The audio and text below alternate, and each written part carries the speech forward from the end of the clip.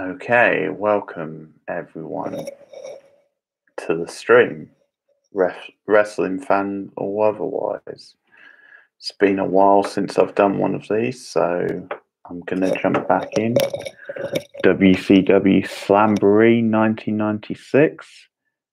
Interesting pay-per-view because this is the last event before the whole NWO angle kicked off. It was only like the week after this, or a couple of weeks after this, when they started things rolling on that with the whole Scott Hall thing. And of course, it changed the face of the Monday Night Wars and wrestling forever. And so a very different WCW that we find at this point before the NWO came in. But yeah, this is an interesting show. Not a very good show overall, though it does have one or two moments. But this is when they're pushing the Giant big time. He's a newcomer to the company, and his push, and obviously the attempt to push DDP, who had been in the company for years at this point, are the two notable things of this show. So I'm gonna get going. Here we go. 3, 2, 1, go. Tonight, the Battle Bowl. 16 teams of 2 battle against each other, pitting friend against friend, aligning friend and foe. Yeah, I really hate this theme. The other Slamboree theme is much better.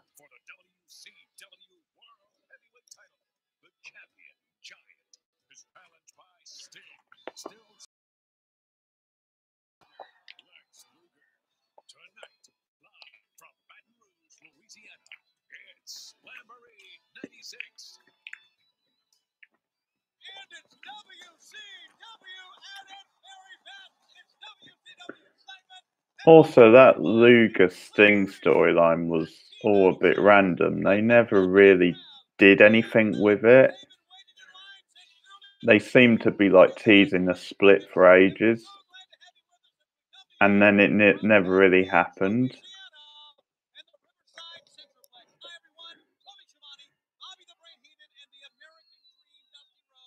Which I guess in a way makes it at least a bit more original. One man will emerge as Lord of the Ring. One man will get a shot at the World Heavyweight title. We know all of that. What we don't know is how the Macho Man and Ric Flair will fare as tag team partners. Well, you just put the handle on 2 guys that won't be there for the championship match. They're not going to get along as a team. They got them right back there now in separate rooms. There's a squad of police between the hallway. They got the dogs. Never a fan of the Dream as a commentator.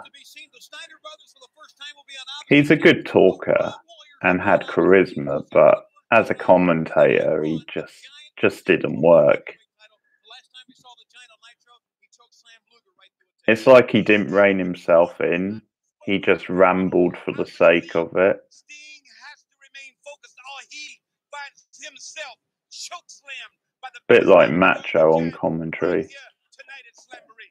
We are ready to go for action. Let's go to Ring It Out today, Avengers. We kick off the Lethal Lottery. Ladies and gentlemen, the first tag team contest in round 1 of the Lethal Lottery is set for one fall. Introducing first from Chicago, Road Warrior, Cannonball. You're talking about excitement reigning now. I mean, we have a fever pitch here at the Riverside. These sausage rolls have gone off. Random remark there. So I watched this one not too long ago for something else. I never get bored of the Harlem Heat theme.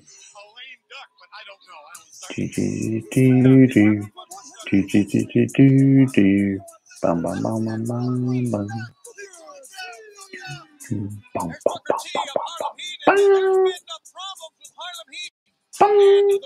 bum bum bum bum. Bum bum bum bum bum bum. Should have worn my Booker T-shirt. Well, I tell you what, this picture right here is worth 1,000 words. Yeah, as I was saying, I watched this not too long ago, and from what I can remember, there's like 3 or 4 lethal lottery matches where you have regular partners on the other side of the ring, or you have people who are feuding in a tag team. The big example being, of course, Flair and Macho.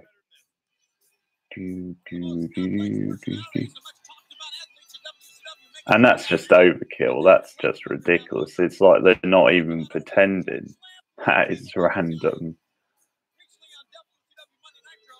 Because when they did the first Lethal Lottery in '91, I remember the opening match was you had both Freebirds on opposite teams. And it's like, well, this is what can happen. And that was cool just as a novelty. I mean, it's pretty convenient it happened in the first match, but still, it's like, it was a one-off. It's the only time it happened on that show. But to have that sort of combination more than once in a pay-per-view, too much. Drawn at random, were they, Tony?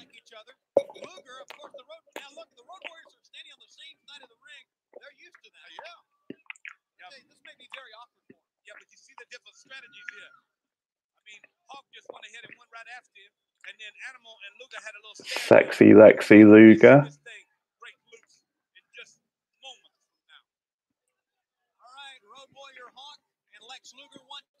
Teaming with Road Warrior Hawk against Booker T and Animal.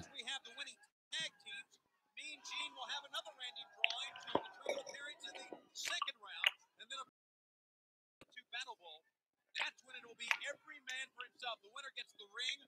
He's deemed Lord of the Ring and World Championship Wrestling. Gets shot at the WCW Heavyweight Championship. We come back into a pay-per-view in the month of June. We have a little discussion going on here now, and I mean an argument. Can't believe they called it Lord of the Ring. Not only is it so generic, but why would they just give it the same name as a famous series of books?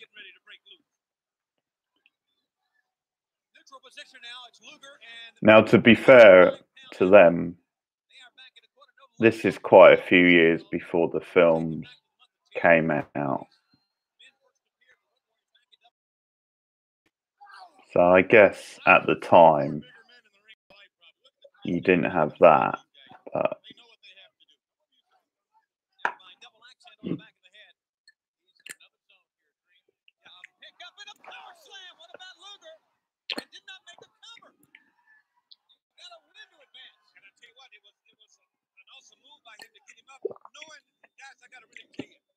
Everybody at home that's seen the devastating movie gotta have a little hurt in that back right there, and to get up Animal like he did, this thing really. Grilling with JR just did an episode on Lex Luger in WCW. I've not really gotten into that podcast yet.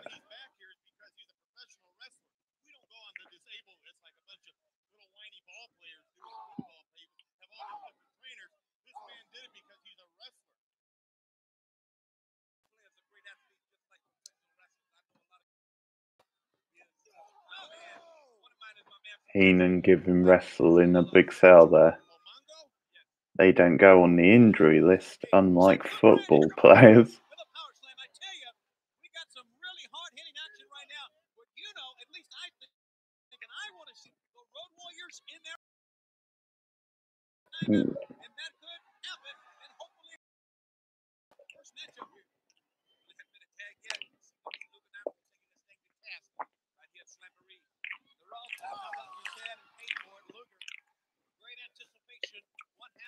tag team champions.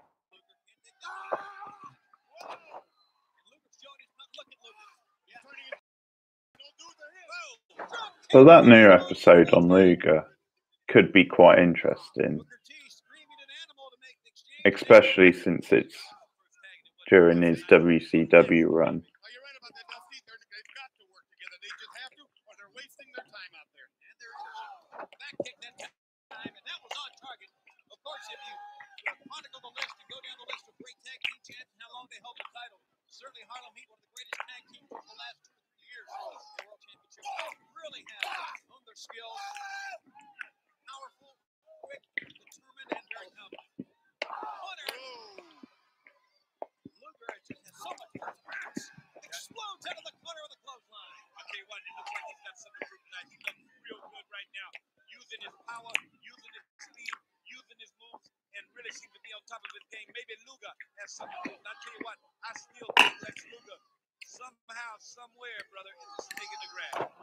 I used to think that way too. Not really a snake in the grass, but an intelligent businessman. But since he's been hanging with Sting, he's going to show me he's real bright. And they're still doing that storyline.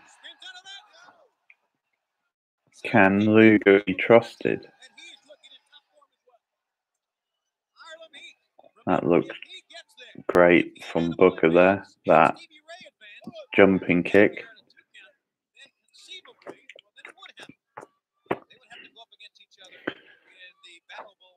I mean, maybe it's only starting around now, that storyline, but I just seem to remember that it went on for ages.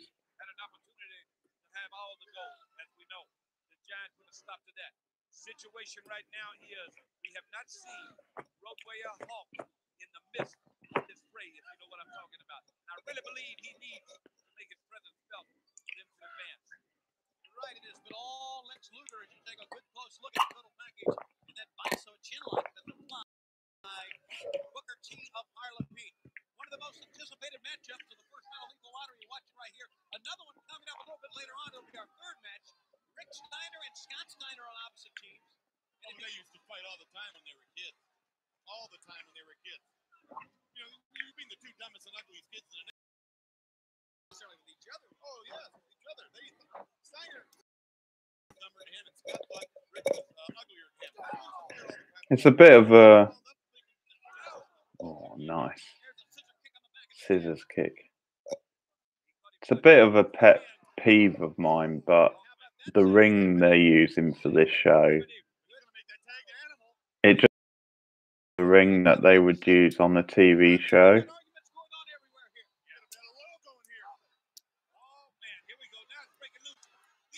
And for a big pay-per-view like this, or any pay-per-view, I just think they should have a ring, like a pay-per-view themed ring.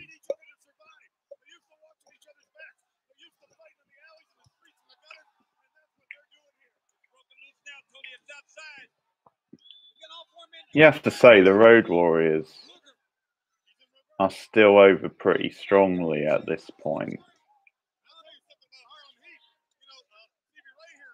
You could see why WCW would still want them.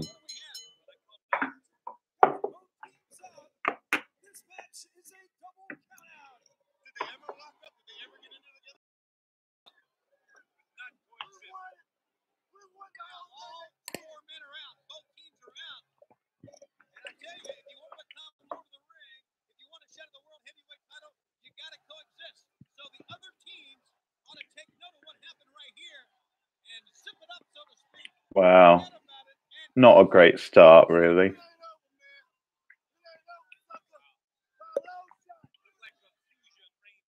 Not only did the Road Warriors not collide at one point, at any point, but we get a cheap double DQ.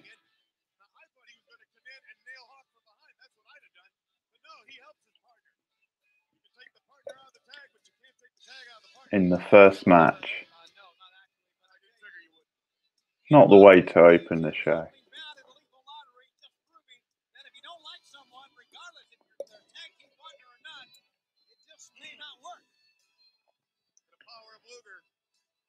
See, how dumb is this? Them just using that generic Slamboree theme to, like, out.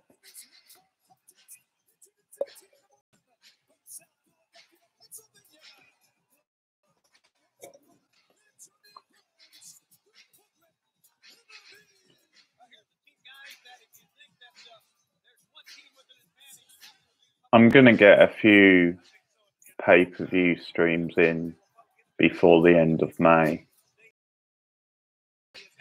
That's the plan anyway. Tomorrow night, it will be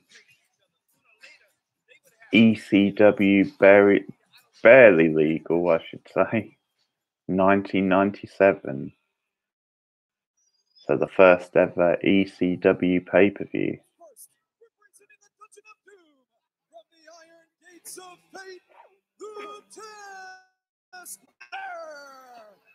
Well, that just says it all right there. The Iron Gates of Fate of the Dungeon Doom, the Taskmaster, and his partner making his way behind him right there.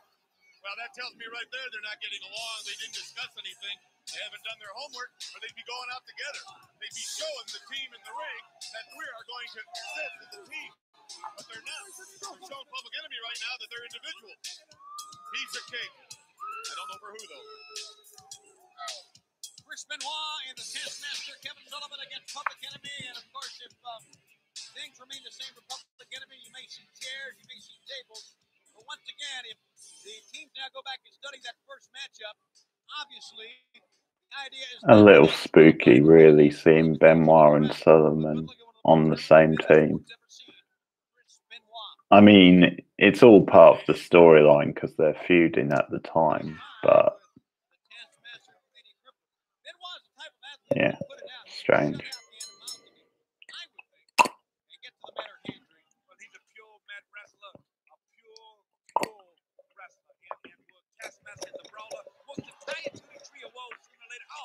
Right here now, you're going to have to fight in this situation. Did you see him bringing the plunder? I saw no plunder. You know what plunder is? That's the thing you put in the bowl. And no, man, the plunder brings a plunger.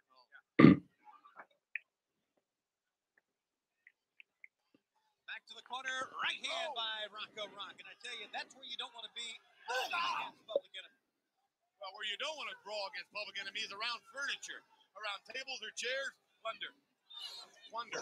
Whoa! A pickup Benoit. Oh yeah, I remember that. He comes back to the plunder line about 3 or 4 times.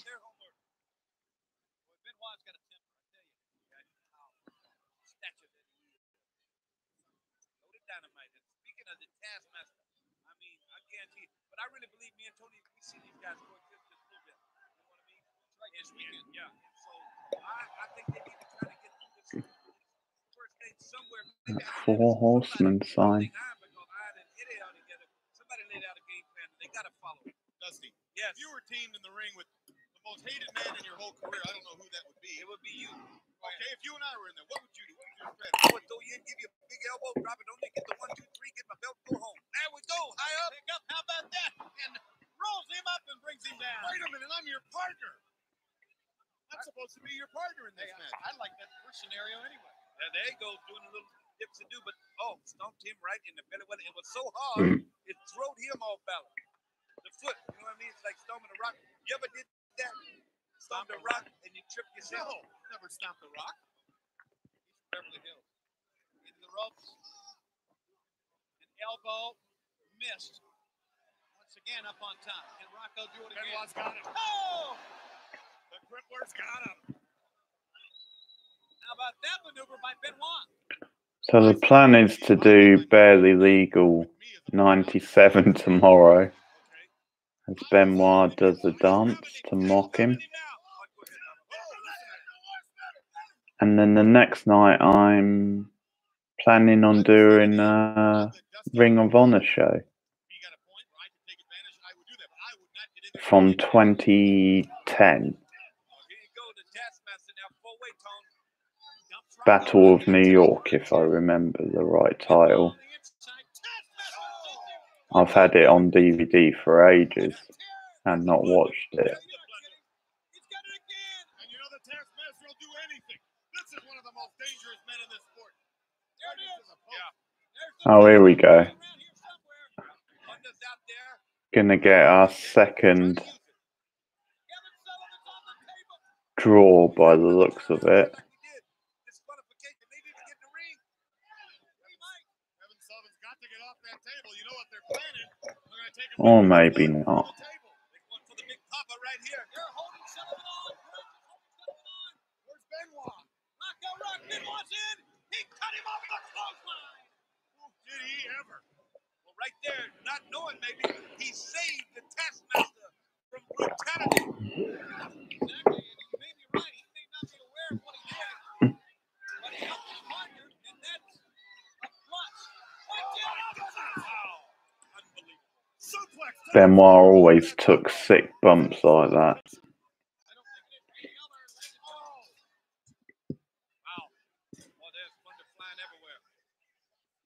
Got Benoit trying to stretch him out on this table.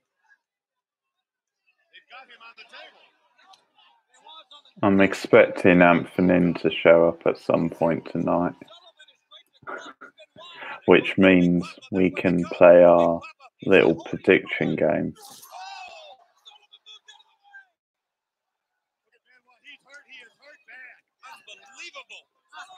Benoit took a bullet there.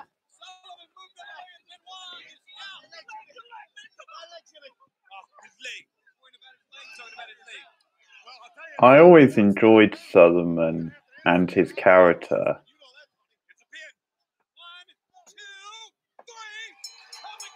even though he was involved in quite a lot of crap storylines.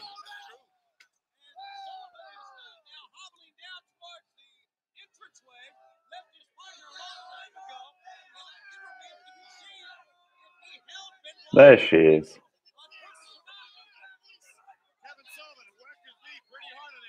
Here she comes to save the day. Puff up. Yeah, like the way he's pretending to be hurt there.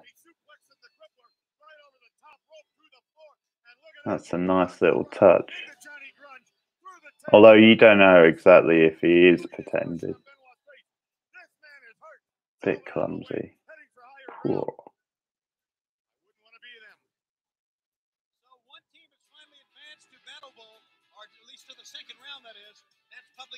Yeah, was that a smile or was that anguish?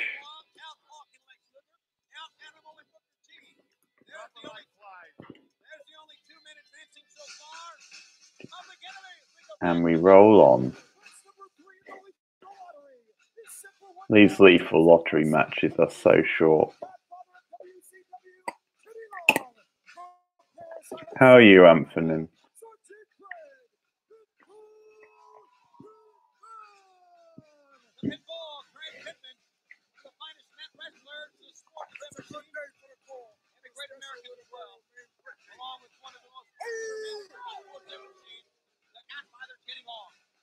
I love how they always put Teddy Long with what they perceive to be the promising black wrestlers.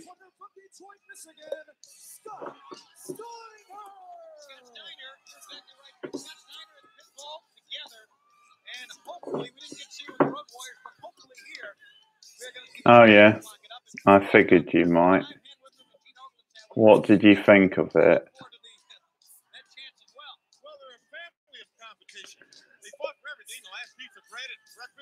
I saw it was 2 hours long, which is a bit over the top, I think. I think 1 hour would have been enough, but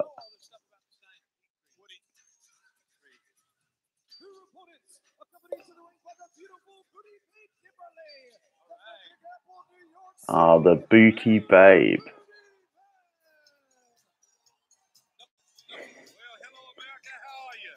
Poor Kimberly.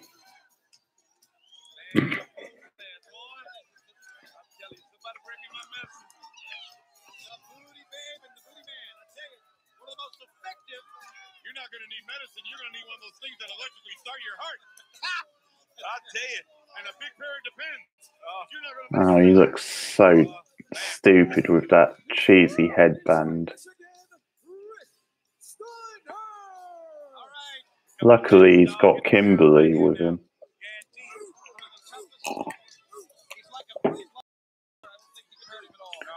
Fair enough, I'll probably catch up with it. I'm sure for the fans it's pretty satisfying. Well, you got four men here that fans basically respect,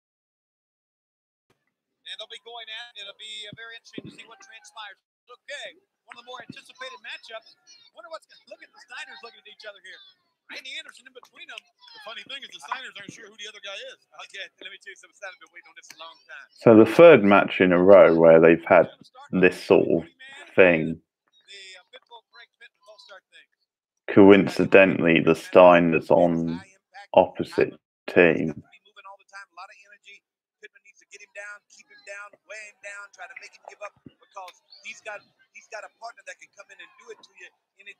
Now, from what I remember, the Steiners do actually hook up.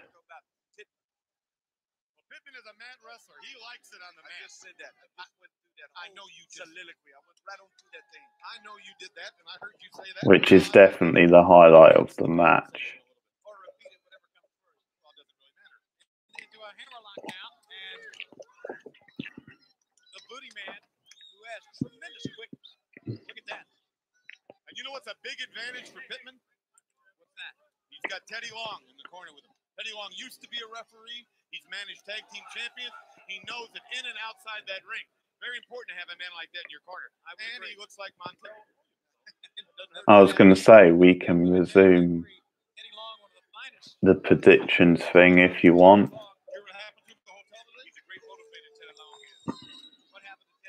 He was sitting in the lobby and three gypsies came in and read his head. Headbutt by the Pitbull Craig Pittman. An elbow on the back of the head. And Booty Man finds himself in trouble early. Just a second. So it's Craig Pittman and Scott Steiner against the Booty Man, who's the ex-Brutus Beefcake, and Rick Steiner. If you want to make a prediction. Double underarm hook, getting ready to take him over right here. Or Scott Steiner could end it right now. Double underhook looks so good. Tag out again. Well, they got good strategy, and I'm going to tell you what. 1, 2, Teddy Long. Going for the Booty Man's team. Got them together, got them a game plan, so you got an advance. Got to advance in this thing right here.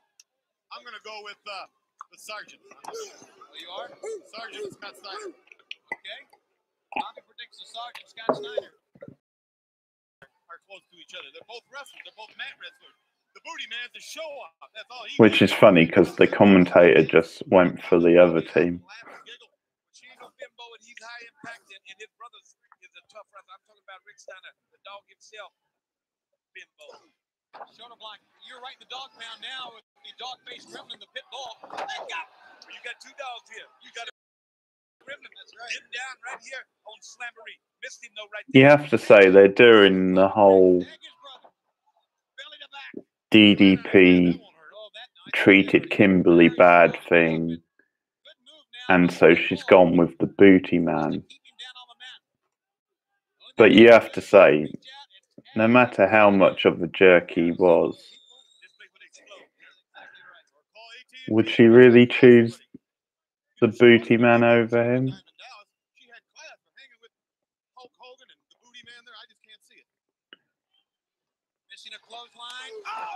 Boom. Someone catch the top of his head. I think it's in the first row. No, it's left the building. My goodness, what impact from Rick Steiner. Uh-oh. Of course, Booty Man only got that spot because Mark Mero left the company. Here we go. There you go, baby. Now you know what's going through Rick's mind right now? Who is this guy? Oh, here we go. some Steiner against Steiner action. We've seen it. Scott and Rick going at it, and the fans are anticipating a great. They're twins, you know. They are. But they got a lock up right there. He backed him in. Oh, they are pushing and shoving too. Yes, sir. Yes, sir. Yeah. Whoa. I mean, years and years of animosity coming out right now. Absolutely. And look at the face of Rick Snyder. Oh, Good move by Scott. got him too. Scott, remember when you had to wear the hand-me-downs from this moron? Remember you had to wear the old shoes, and the old ripped pants, and the old ripped shirt. You got the cold cornflakes after he was. You shut up. Side headline. Good move by Rick Snyder. You really like to instigate things, don't you? Not really, no. Yeah, really you do. Just grinding the head of his brother Scott now. Rick Snyder and Scott Steiner going at it here at Slamboree. But Rick Steiner used to wear hand-me-downs too. His mom had this beautiful red dress. Would you stop? He got him too. Yeah, He went behind him. See there? There. Yeah. That was a mistake, and I think Rick was shaking his head about making that mistake. Yeah, he out Trying to sit out of it. trying to He get did. behind. Good switch. Scott sitting out of that. Trying to come up with a leg, and we got another stalemate with the Snyder. Yeah, and the dog and Rick is ready. You know what I mean? Ready, and he knows right here the whole world is watching this situation. Nice move. He picked him up and suplexed him out of his boots that time. And his mom and dad are very concerned too. You know that? Oh, they They're are. home right now in Michigan auctioning off all their stuff. In the ropes upside, Mr. Clothesline. Watch out! Down goes Scott Steiner from a Rick Steiner clothesline. How about that? Yes. How about that? It's like they're holding back a little bit, No, he didn't. He rolled him up. One. which is quite realistic considering they're brothers and partners. But because it's the Steiners, it still looks pretty brutal. Those are legal forearms, though. They may have to forget this night and focus as a tag team later on. I mean, there may be some animosity that carries on. Oh, weak Scott high. How about that German suplex? Nice full Nelson slam. I'll tell you what, the dog's going up here. Didn't make the tag out. Going to try to put his brother away right here. Scott Steiner's got Rick Steiner. Down he goes. I guarantee you got a tag right here. Booty Man need to come in with a fist of fire. The Booty Man in, and we have seen two brothers literally butt heads here. Booty Man hit the post. Didn't hit it too hard, though, but he's caught in the turnbuckle there. And now the side, the Pitbull Crate Pit, working on that arm to hit the ring post. And he wants to go for that code red. There's no doubt about it. He's trying to hook him up right here. He's going for the code red, possibly the right moment. If he can just lay back on it, pull back, he may have the win here. Trying to uncle him right here. He's been saying we got a tag right here. Scott coming back in. He's got that wrist bent back to his forearm. Pittman is the pits, if you'll excuse the pun. Good game plan. Code red. Code red. See, that's why I went with Pittman and Steiner, Scott, because they're both man wrestlers. They did quick tags, in and out, and look at the trouble the Booty Man did now. I'll tell you what, usually the Code Red's already done the deal right here, but Booty Man really fighting this thing, knowing what it's all about, trying to fight to get out. Got it Code Red and trying to work his way over. Booty Man with a great effort to get over to Rick Steiner. Can he get there? Can he reach up and make the tag it out? No, referee's got to tag over the top rope. How dumb does that make Pittman look? Rick Steiner gets the win with the team.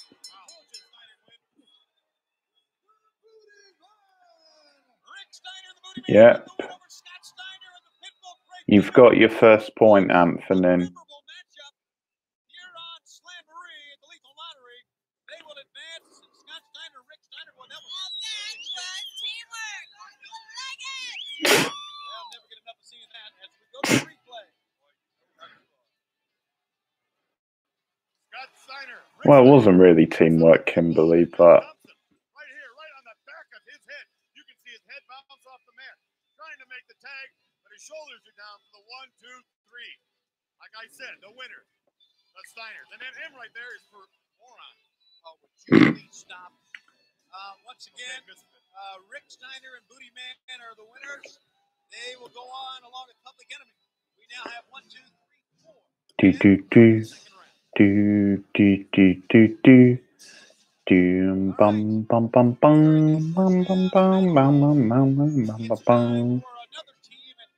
Do do do do do do do do do do do do do do. Was to team with his arch enemy, his nemesis, the Belfast Bruiser. That was the original drawing. Look at this, Tony. He is really giving it to Jeeves. He's putting him in his place. Jeeves. Lord, he can do that. The royally. Ah, what a piece of work. Advancing in this situation right here. I'm surprised they didn't make Stephen Fry an offer to play him. It is Jeeves. Guys, you have to have help. That's Chase. Oh, being Chase. Here comes Hacksaw Jim Duggan. Speaking of friends and enemies, enemies and friends. Yeah. Oh, His name is BK Wall Street, and he will be his tag team partner here. Yeah. They're on the same side. you don't say. His arch enemy is teaming with him? Well, blow me down. BK Wall Street. Here comes truly one of the richest men in wrestling, in world championship wrestling, and an excellent mat wrestler and Greco-Roman. No question about it. He looks like he's ready for a cruise. VK Wall Street. And if he can continue to advance tonight, he will get his shot at the World Heavyweight title. BK Wall Street and Hacksaw Jim Duggan against Regal and Squire David Taylor. The much talked about, the famous, legendary brawl in the parking lot that happened on Nitro a few weeks back. Put the Belfast Bruiser on the sideline only temporarily. If you want any further proof that Americans only know the basic sort of British stereotypes, then look at characters like the Blue Bloods or the Belfast Brawler. I know that, and they got to coexist to move on. But they will never coexist. They haven't coexisted for hundreds of years. They're not going to do it now. They're both not 100 years old. We know that. It was a silly statement. I think he chipped some of the manicuring work. Regal was one of my favourites during this time. All right, you heard it from the lips of nobility. I love his character. Hacksaw Jim Duggan, the bell sounds, and here we go. BK Wall Street tonight. Sunshine. This is over. There's going to be a cheap shot or two, and it may be for members of the Wall Street Duggan team on each other. I love to watch his lordship. He makes sure he gets his way. He's telling everybody where to sit, where to stand. And look at that man. Back in the ring after that operation. Can you imagine that? What operation? He's a brain donor. Let me tell you something. We got three wrestlers in this contest right here, and one big bad brawler using Heenan and like bowling balls right here, and he wants to Dusty really aren't getting on, are they? You can tell. It's not just like a heel face thing. I think there's legitimate heat. Regal, this is all a ploy. The man is a fine wrestler, and Duggan is a great cheerleader here. He's got the fans rocking and rolling. But we see we're in bad roads. I'm surprised these people know what the USA means. May I remind you, Brain, this is a great American city. As a matter of fact, later this week, the Olympic torch will pass through Baton Rouge on the 25th. At night, real quick, I'm going to turn it out. Back to the they got a guy named Arnold that has a Schwinn. He's bringing it through town on the back road. Got his leg hooked in the corner there, and he used that opportunity to ziffle him out, to punch him right in the noggin. Ziffle him out. Watch out! It's a hip toss. You just pick up a word and run with it. Well, he had him hooked back in there with y'all soliloquy in there, and about the charge being put out, and Lord Stephen Regal gained the upper hand. Reversal into the near side ropes. Ducking is Regal. Big clothesline. Duggan again. Got it going for him now. So powerful is Duggan. Tag the Squire. And he tags in and almost nails the referee. Tags in BK Wall Street. And here goes Squire David Taylor. So exchange on both ends. Freshmen are in here at fourth, halfway through the first round. These two guys right here are mirror images of themselves. Both of them both of them, if they look in the mirror and look at Oh, the game, Jesus. Thanks for that, Tony. great Matt Brown, Only halfway through the first round. side, over there on the losing side, and guarantee the same could be said for Los Rico. He's got the tag in. But Rico, as you said, is a little more gamer. You know what I mean? Using toys and games to get you psyched up.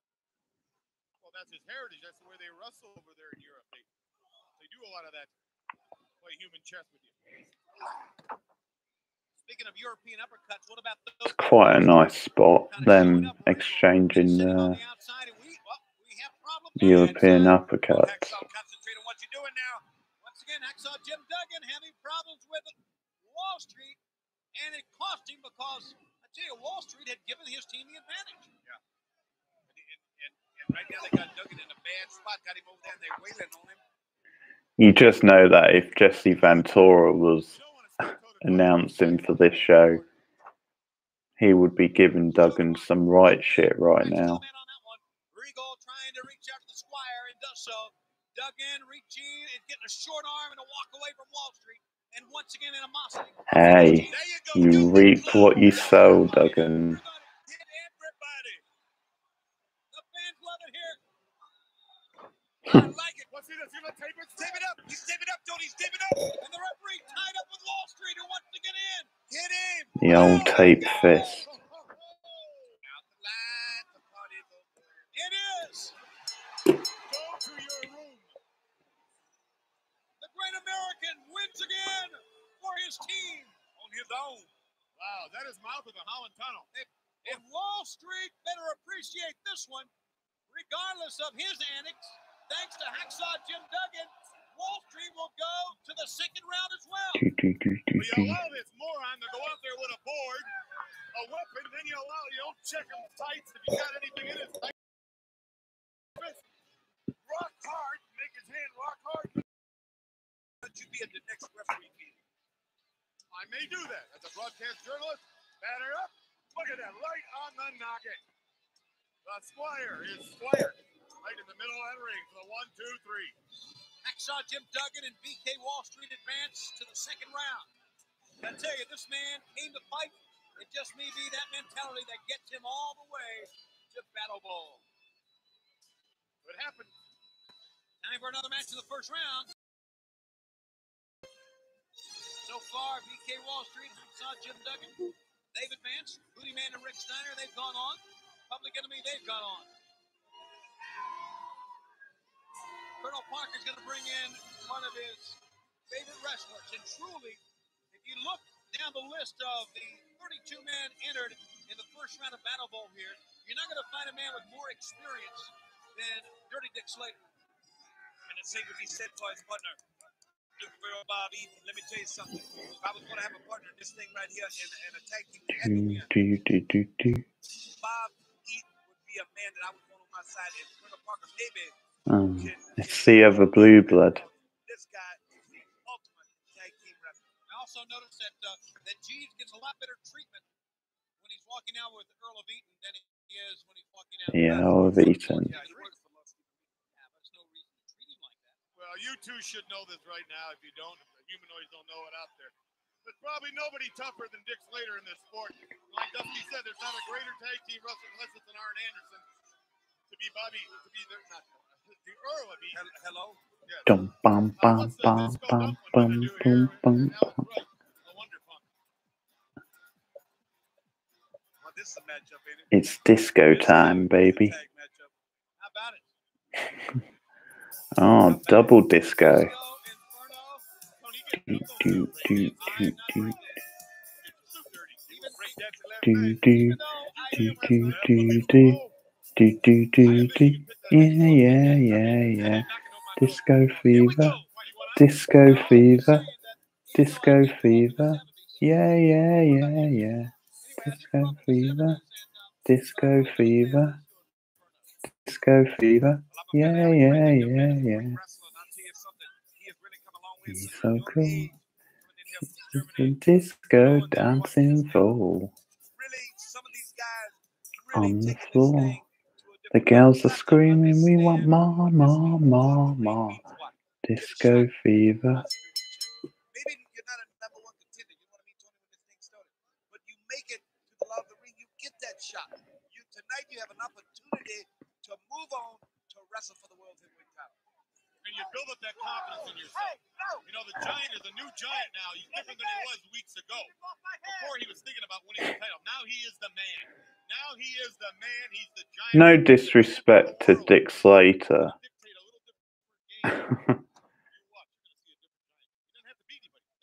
But the fact that he was still hanging around in 96, that just shows you how desperate WCW were. And why the NWO couldn't have come soon enough. There was any doubt in your mind? With the Colonel in the corner? I mean, he's got himself a great tag team right there. And the experience these two men have, the titles they've held, the fights they've been in. This is another opportunity, Tony, where I said if I was going to go on paper and look at two guys I would want to build a team around, make a tag team, Bobby Eaton and Dick Slater would be two guys that would be a good team. But both of them now are different camps. Uppercut. What is going on right now, do you think, in Savage's mind? Yeah. How about that? We're going to find out tonight. Feeled him out. Alex drop kicked him down. Alex will do it again. No, look. Head scissor takeover. In the ropes. Back kick. Nicely done. Here's a lateral press. Got a 2 count. You know, you have to ask the question, what if the Macho Man Randy Savage and Ric Flair get in a fight before the match starts? I mean, Flair wants to get that world title back. And remember, being Lord of the Ring is a title, is like a championship that you hold for a year. Yeah, but he's gone over the line, Rick. It's too far gone now. It's personal. He has taken Savage's money, his credit cards, his ex-wife, his fame, his fortune, everything, and tried to destroy it. Savage, you've seen the way he's trying to get him locked up and arrested and handcuffed. But constantly taking him out of the building in paddy wagons. He's lost it. You're not dealing with a normal person here, Tony. Here comes, speaking of not normal, here comes the Disco Inferno. Well, they made a good tag, Tone, and Dick Slater was trying to be piled right there, and he got the backdrop, but got a tag in here. And the Disco Inferno now turning it on a little bit. Disco Inferno, Alex Wright working out well, as you said, Dream as a team. Alex Wright gets uppercut at that time. Disco Inferno, a good move. The Disco Dancing Fools. Over the top. Go the Earl of Eaton, and well, I'll tell you what, you better turn around.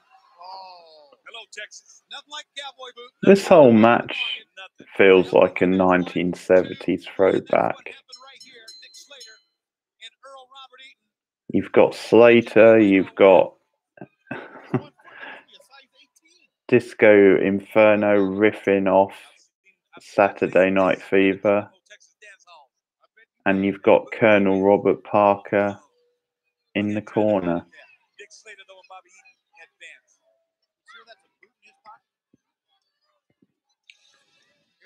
Again, another match which was just too rushed.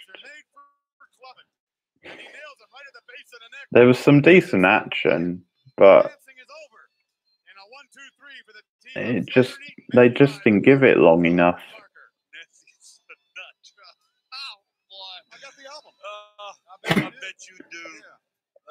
And another cheap finish.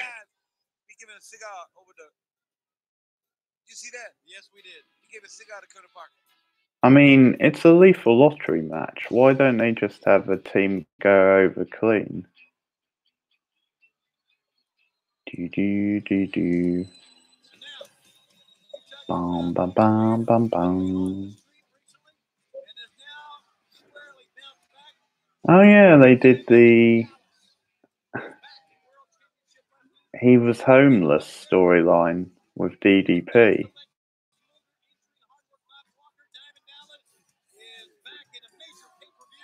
Now, if it was me, I would have done it with a baby face, not a heel, but that's just me. Bob Baron as his partner against one of the face Sophia Ming and his partner Hugh Morris. A lot of power in this match, not a lot of finesse. I'll tell you, I'm surprised at the look of Diamond Dallas. Man living on the streets, a man on food stamps, poverty-ridden. Everyone gave him a They wrote him off. They said he'd never be back. They said he should go out and wash windshields of cars, pick up trash. Now that man belongs right where he is in that ring right there. Food stamps. Was he on food stamps? Once again, another great tag team separated by the luck of the draw. Ming and the Barbarian, the face Another storyline that makes no sense. World Championship Wrestling on opposite sides as well. Now Ming and Barbarian will fight each other. Like, even accepting that Page fell on hard times, So here we go. the fact remains Morris, Diamond Dallas in match number 6. he's a wrestler with the second biggest promotion in the US. Great crowd on hand. This is the springtime spectacular of World Championship Wrestling. This is Slamboree. And later tonight we may have the crowning of a new world. So it's a bit hard to sort of buy that he didn't have enough money to at least support himself. Find out later on in this telecast. We're going to see what Dallas is at right now. If he's coming back, we've seen him make his debut just recently, and he looked real good. But right there, he's that old thumb in the eye, gets you every time. But I guarantee if he lets you Mars get a hold of him, he can slam him over the top rope out to the first roll of ringside. That's how powerful. I always enjoyed Hugh Morris's name because it's like a pun on, it's like you're saying humorous. Hugh Morris, humorous. Millions and millions of people all over the world watching WCW pay-per-view. Yeah, but a little different. When you're on the streets like this, you got to walk everywhere you go. With creativity like that, I can't believe this company went out of business. At 280, Hugh Morris was the strongest. And one of the most agile big men, but he made a mistake that time. Nobody was home. Dallas is the one in the tights. No reason to jump on the floor like that. Rolls him in, and Diamond Dallas. I'm impressed with Dallas. He's having his way. On, spun around. Diamond Dallas sends him down. Good move. 1, 2. Almost had him to a good move right there. Taking Barbarian. Now that's a nice move right there to get the French man in. Dallas need to get out there. Yeah, but not only that, Dream, not only to get the French man in, he went over to make sure the man was still down, so he couldn't make a tag. So Dallas showing that he's a great tag team partner. Here they go, face of fear. Yeah, here they are again. Just like we said, they don't care. They're going to lock up. Little lock up a hip toss. Two badasses now, Ming and Barbarian. Go on, Ming. Ooh. To the eyes. He didn't face it. Slashing away at that chest. And the chops didn't phase Barbarian. How about that? Well, those chops would have woke up a drunken bum in New Orleans right now. Could have heard it there. I mean, it's like Tit for tat. Yeah. That's exactly right. They're shaking off their blows. Nothing. Nice bit of old school physicality. Powerful. He slipped. He saw him coming and he can't get him down. He got him down. He got him He down. did, boy. He caught him right on the jaw. I guarantee you. Look at this move. Barbarian sending Diamond Dallas down. How about that for teamwork? Well, I tell you what. That was surprise right there. That was an astonishing move. And now Ming headbutt. Make the tag. I'm surprised at how good some of these tag teams are working together. Especially Diamond Dallas and the Barbarian. I mean, that move was one that they obviously discussed. You can't just come in and have that happen. Well, they know what's at stake here. There's so much at stake. I did enjoy his moonsault, Elbow. Caught him with an elbow coming off the that top. being Hugh Morris's. I thought he was going to do it then, but Had him pinned right there. Should have went for it. Don't make a mistake right here, Hugh Morris. Too much at stake going off the top. Here he is. Diamond Dallas gets the rope, and it was a great save. Oh, I bet he wished he'd stayed at home. I bet so too. oh sure, right in front of the ref, and he only gives him a warning. A lot of man he's trying to maneuver around right there. too. Hugh Moore's been thrown down the aisle. He may try to do it. Hugh Moore's trying to counterattack this one. Look at these. Really got to hold each other. They can't let go. Man, belly to belly off the top. And a cover. That could be it. Ming makes No. a save. Hits his own partner in the back of the noggin. But it's not his own partner tonight. That's what you got to do. You got to do that to advance. Page is going to get the pinfall, but Ming doesn't care. He wants to win. He's a competitor. Down he goes again. he's barely been in the match. Doing the damage. It's Hugh Morrison, the Barbarian, after that spectacular move. Watch out for this moonsault. Could be a moonsault. Oh, here we go. What it is. It's on target. There's the moonsault. 2. It's Diamond Dallas making a save. And it's Ming cutting off Diamond Dallas. And we've got a fight. They slug it now. This has been one of the better tag team matches we've seen here tonight. Is this what you call that slubbering they do in the corner? No, Barbarian is nowhere near. One of the better tag team matches, eh? Lights out, though. Hugh Morrison, 1, 2, 3. Wait a second. It's almost like Tony's admitting that. That's right. Randy Anderson made a great call. We've had mostly shite so far. And so he's going to give the win to Barbarian and Diamond Dallas. And thanks to that, it's going to be Barbarian and Diamond Dallas advancing to round number 2 Fucking in the hell. legal lottery. They won on a complete fluke as well. Tell Ming that he didn't win it when he thought he won it. I wouldn't like that job. Not at all. Look at Diamond Dallas in here. The man is moving. Way to give him the big push. Drives him right down on top of Ming. Now Ming covers Diamond, but Diamond's foot's outside. Ming isn't aware of it, but referee Randy Anderson catches it. Well, there's your winners. Well, that match was better than you would expect, really, but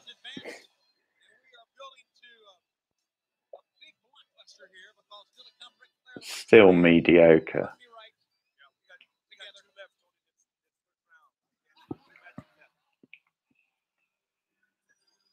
All right. The first round continues. I tell you, you're talking about non-stop wrestling action coming at you here tonight. As you see, one of the newest members of the Dungeon of Doom, Big Bubba. And fans who've been following the sport for a number of years realize that Big Bubba has gone through kind of a transformation. No longer the tie. Is that a goatee or did he swallow a water? Hey, let me tell you something. He's got a new look, and he said he's better than ever. And maybe he's found himself now with a big boy play. You know, sometimes you get a new look and it turns you around. It gives you that confidence you need. Like the Giant having the belt right now. Bubba's new look is, he doesn't look like a duck hunter. No, he doesn't look like a duck hunter. You see, Stevie Ray of Harlem Heat. You know, Duggan used to go duck hunting a lot. Duggan did? Yeah, but he had to quit. He couldn't never throw the dog high enough. Nevertheless, Stevie Ray and Big Bubba are in. You know, Bubba's got that attire on that will fit nicely when WCW goes all wild. Oh, fucking hell. I forgot about Fire and Ice. Here's another tag team that defied the odds and made it through the legal lottery. Fire and Ice are together, and they've been quite a tag team. Shitty tag team with a shitty generic tag team name. And Big Bubba with the new look, standing there with Harlem Heat, they look like they should go together. I mean, both of them got that focus and that honoriness about them and that look on their face. Now you say, yeah, Fine Ice, they team, they in tag Bobby, but how long have they been together? It was fairly new since we've seen them. So I guarantee you, I think the matchup right here with Big Bubba and Stevie Ray might hold the edge over these two guys. Although they're so powerful. I'm going to go with Fire and Ice because I went with the other two. So that's one of the reasons, but also because Stevie Ray and Big Bubba just haven't been together that much. Stevie Ray used to... You're trying to throw the dog up to the ducks. Get him off! You can't use a big dog. Whoa, good shot. Back of the head, counting away. Stevie Ray by the power of Fire and Ice. You are looking at one of the strongest in our sport as well. Stevie Ray of Harlem Heat. Keep in mind, his tag team partner, Booker T. In the first match, one of the two teams, of course, thrown out. His partner not advancing. Ooh. Scott Norton. Scott Norton is so powerful. I mean, possesses so much power. You know, the man is a tremendous arm wrestling champion. They call him Flash. That's right, we know that. Not because he has a raincoat that works the part. It's because he's an arm wrestler. Scott Norton just using that big frame of his as a battery man. And runs right into a big foot. Four of the strongest in the sport are going out of here in match number 7 of the league lottery big clothesline. Scott Flash Norton is down. Yep, 7 matches in, and we still haven't had a good one. Whoa! It doesn't matter, does it? Did you see that shot? Yes, we did. He wound up and he brought it from left field. Head first now goes Scott Flash Norton, Big Bubba. The new look, same attitude. Sends him in, and there's 300 plus pounds. Whoa! Yeah, he's got a bad attitude. Match 8 should be the one that finally does it. Picked him up. In the Bubba Slam right there. In the Bubba Slam. Yeah. 1, 2, and no. Scott Norton just used those massive arms and pushed Big Bubba up and out that time. Sending Bubba in, picking Bubba up and dropping Bubba down. Oh, another clothesline. Clothesline-omania here. And here comes no finesse, Tony. In a situation like this, the stronger, meaner man that can knock you out is going to win this situation. Oh! How about it? 1, 2, no. Bubba kicks away. Did you hear that burst of air come out of him? Yes, I did. The Greco-Roman knuckle lock. Back into the corner. And both men go down. 2 more clotheslines. They don't look down. Nick Patrick is checking both men. I tell you, both teams get counted down and out. Well, I'll tell you what's going on in the back right now, though. Macho Man Randy Savage, Ninja Boy Ric Flair. What is happening in the back right here as we get down to these final 2 matchups of the first round? Well, I don't think anything's going on right now because there's so many police back there with the dogs and everything, and they're separated from W officials all over the place. But it's got to be working on the mind. Oh, on both of them. Yeah, it really does. It's like the beginning of the Indy 500. The cars are revving up. Wow. I'm going to tell you what, he threw a good right hand right then. He caught him twice, Tony. He's caught big old Scott Norton twice. That ain't going to work. Eddie Ray and Big Bubba collide. And there's the fire and ice. Double shoulder. 1, 2, 3. It's over. Fire and ice. I told you. I'm not the kind of a guy to say I told you so, but if I was the kind of guy to say I told you so, I'd have to say I told you so. I picked Fire and Ice. Now, 2 of the 3 teams that remained intact after the random drawings, Fire and Ice and Public Enemy will advance. Regal and Taylor are... Yeah, random drawing my ass. And Ice Train, basically a brand new, fresh tag team, go on to advance here as Big Bub and Stevie Ray are out. As a matter of fact, Harlem Heat, they're out of the competition, both men. Get a look at this. Big Ice Train picks up Big Bubba. Well, I hope they paid Bubba well for that. Bubba trying to protect his head, got it in the face a little bit, but he's still in there with the big man, Scott Norton, and the Big Ice Train for the one. I don't actually mind Scott Norton too much on his own, but this is just a terrible tag team. The Nature Boy Ric Flair and the Madman Randy Savage. Boy, a lot of questions need to be answered. We have seen the Macho Man. We've seen the Macho Man slam a referee, elbow drop a referee. I've never seen that before. Slap a referee. I tell you what, and been kicked out of buildings and run out and cuffed and is laundry drug on the street. This right here is the big matchup in the first round. All right, Eddie Guerrero. Good luck, Eddie. You've been better off having a bowl of your mom's chili. You can lay in bed all day with a stomach ache. Called in sick. Eddie Guerrero, one of the finest athletes in WCW and in the world, and that is WCW with a big boy play. Comes from a wrestling family. He does. I tell you, if we could measure a champion by his heart, Eddie Guerrero would be the champion of the world. Yeah, this would be a good team match. Gene Okerlund talked to Arn Anderson. Since last night on WCW Saturday night, Arn Anderson said, listen, I'm in there to try to get a shot. The Macho Man and to Ric Flair as well. Personal achievement is what he called tonight. But all the anticipation of one night is built up. Here we go. What will Flair better have eyes in the back of his head on this. Everybody's on their feet in Baton Rouge, Louisiana. At Slamboree, I guarantee it. And that's not just because these hillbillies had their furniture repoed. They're here to see the Nature Boy. The Nature Boy Ric Flair. Well, we don't see. I'm concerned now. I wonder if Savage got to him. Oh, my goodness. There may be a fight. Well, here comes the Macho Man music now. Uh-oh, something happened. Something has happened. Don't leave the set. Something has happened. No sign of the ladies, no sign of the Nature Boy, no sign of Savage. Here it comes.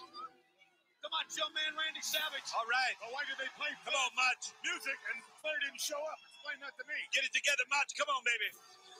Flair may be bound and gagged in a closet back there somewhere. That would be a good place for him. Or he may be Maybe what?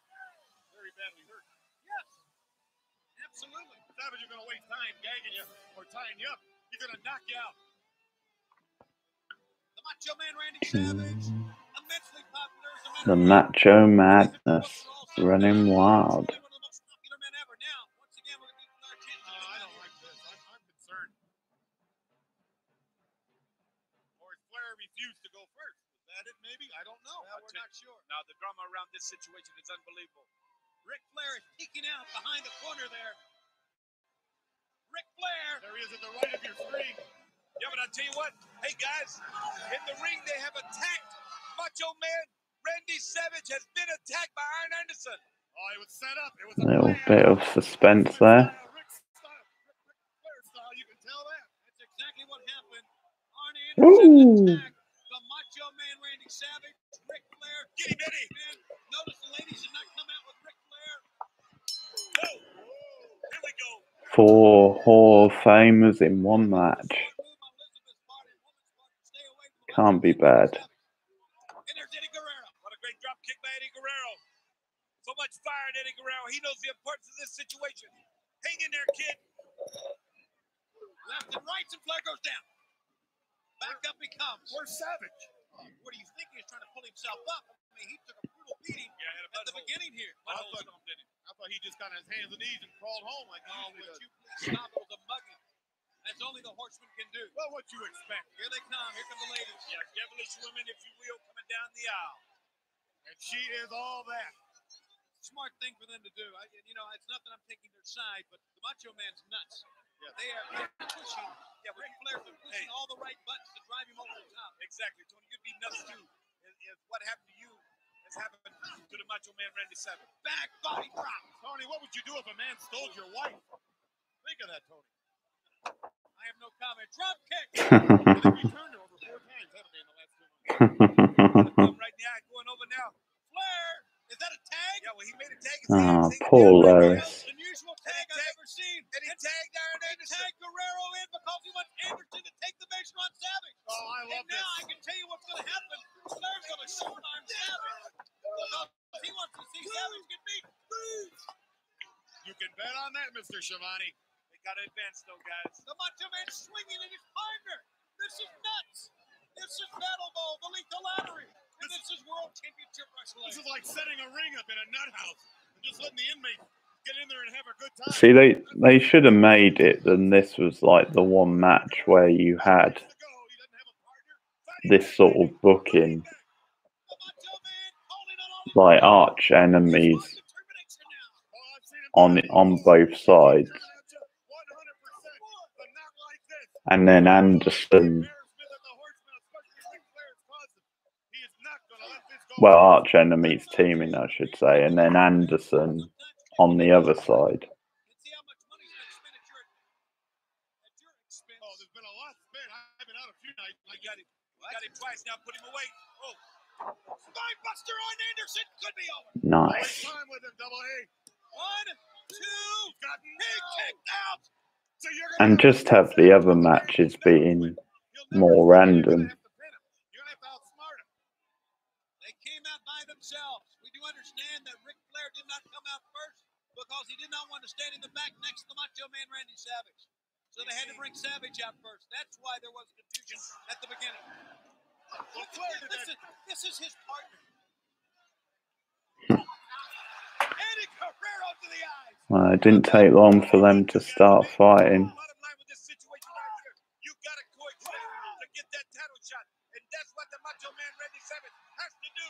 That's called Eddie Guerrero stuff the deal on the Last call for Ric Flair. Face first again. And I'll tell you something, this Eddie Guerrero can beat anybody in the ring. He can beat anybody here at WCW. The man is so quick and fast. And look how he's got the 13-time heavyweight champion of the world, Ric Flair, at his advantage. He's doing what he wants with Flair. Savage nails Flair. Yeah.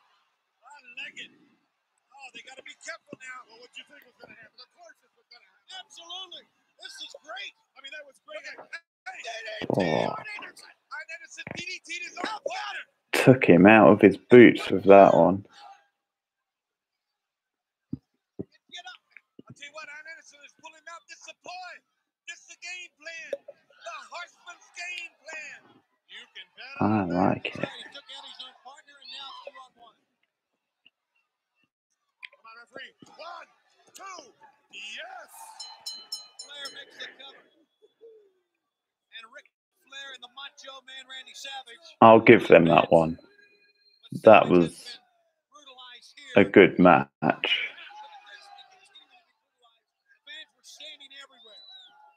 And it added to the story, to the feud. Now, as long as Savage is moving, it's not over. It was more of an angle than a match. Look at this. He's bringing his ex-wife to him in his arms. What are they doing? But it did its job. No! Slap. The Macho Man Oh boy. Another DDT.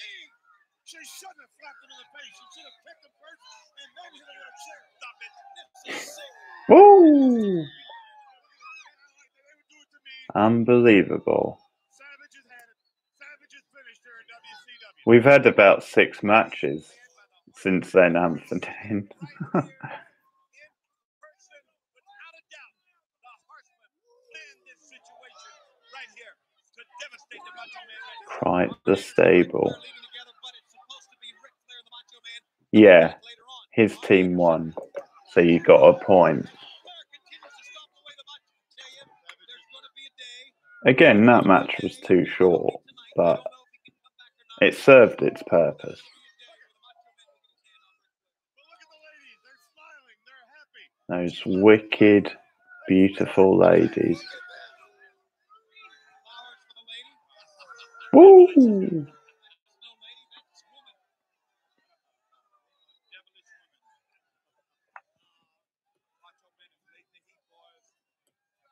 One thing we got to talk about, though, is as the Macho Man Woo! tries to pull himself up, is that once again Arn Anderson enables Ric Flair to go further, works for Ric Flair, because Flair now gets a chance to advance. Arn Anderson is a walk behind it. Walk behind, always a walk behind, but let me If you hang around, you can predict the next match. Referee not looking. Arn Anderson does what he does best. He gets in there. See if you can make it 2 for 0. For the 1, 2, 3. Time for a siesta, Mr. Guerrero. All right, so we have finished the very first round in the Lethal Lottery. 8 matches down. We've There's got Elizabeth slapping him in the face. It don't get any better than that. Go ahead. Sorry. You had to talk about that, didn't you? Yeah, why not? Do you think that was a big part of the match? I think That had that, nothing to do with the match. no, but he'll never forget it. Of course, He'll never forget it. there you see our Cassidy crowd on hand. The first match, of course, thrown out with Public Enemy, Booty Man Rick Steiner, Hacksaw Jim Duggan, BK Wall Street, Dirty Dick Slater, Earl Robert Eaton, Diamond Dallas Barbarian, Fire and Ice, and now Ric Flair and the Macho Man Randy Savage will go on. One team now, I do understand, because 2 teams were thrown out in the first match, one team is going to get a bye. Now, what we do in the second round in just a few moments, Gene Okerlund. I can't believe there's a second round, for fuck's sake. They're really dragging this one out. To one man going on to the Great American Bash and getting shot. Well, I'll tell you what, Tony, the Macho Man Randy Savage, Nature Boy Ric Flair, they have advanced. Whether the Macho Man and can, we already seen King coexist. He's got to get himself back together and advance, and the fireworks have just begun, I'll tell you guys, at Slamboree. They're going to have to come to the ring again. I don't I think just the say Macho that. Man's That's coming what back. I said. Well, I just condensed it. That's what I said. I laid it out. I know what I said. So you can say whatever you want to say, but Tony stuck in the middle with them. Teams have to coexist to be successful, and so do broadcast teams. Yes, but that can't always happen when one guy's wearing a recliner. Realize that. Vince, as you know, still to come, the Giant, the World Heavyweight Champion, and Sting for the World Heavyweight title. The Cruiserweight Championship will be decided. Would you please turn around here? The U.S. Heavyweight title will be decided. Will the Giant go to the Great American Bash as the World Heavyweight Champion, or will it be Sting? Regardless, we're all going to be in Baltimore, and you can see it on pay-per-view as we bring you in June the Great American Bash. Like I was saying. The family outing. Mom, Dad, the kids, and meat on the grill. This ain't no picnic. It's WCW's Great American Bash. Forget the Backyard Olympics. We've got our own. It's a WCW Father's Day you'll never forget. The Great American Bash. Father's Day, Only on pay-per-view. To order, call your cable operator. June 16th. All right, ladies and gentlemen, we are back here at Baton Rouge, Louisiana at the Central. So if possible, I should aim to do that next month on the 16th. The second round is coming up after we see the cruiserweight title. Because the Great American Bash 96 is actually a really strong card. Hooters. Now, girls, you have right here the envelopes for the second round. All of that competition in the first round leads us to round. They actually got girls from Hooters. How cheap is that? We will now pick a team that, as I understand it, will receive a bye in the first round. That is a result of a disqualification in the tag match involving Luger, the Road Warriors, and that particular group. Okay, this will be the team, ladies and gentlemen. Pick one. Randy Old Mean Gene. Receive a bye in the first round. And that team is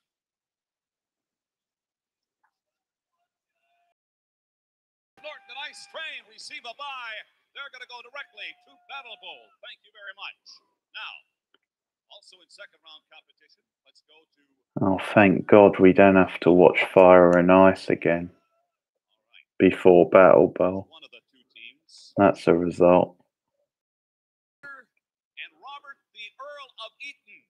Okay, they have made it to the second round by victory in first round competition. And let's get their opponents. Thank you very much. My glasses are fogging up. That's just reading this. Hacksaw Jim Duggan and BK Wall Street. So there we go. Fire and Ice receiving a bye in the first round. And we've got plenty of tag team action. But right now, let's get back to a couple of, three very envious gentlemen. The American Dream, the Brain, and you, Tony Schiavone. Thank you, girls. Lovely. Gene always has tough jobs here in World Championship Wrestling. I tell you, we still have not only a couple more pairings to announce, random drawings from Eugene, Oakland. We also have a couple of title matches. Beginning with this one, the WCW Cruiserweight title on the line. And let's think back that Otani from Japan won the lengthy Cruiserweight double elimination tournament, but it didn't take long because just last weekend on WCW Worldwide Wrestling, it was the youngster Dean Malenko defeating Otani to become the new Cruiserweight Championship. Yeah, and another thing in this situation here too, Brad Armstrong went to the finals in the original tournament.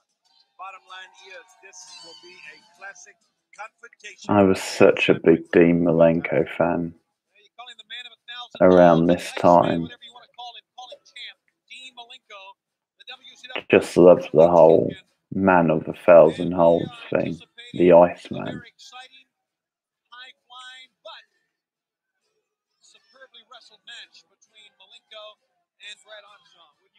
It's such perfect casting for him. The whole James Bond character they tried to do with him in WWF just didn't work. He's got that cold steel look at you where business is the name of the game for him.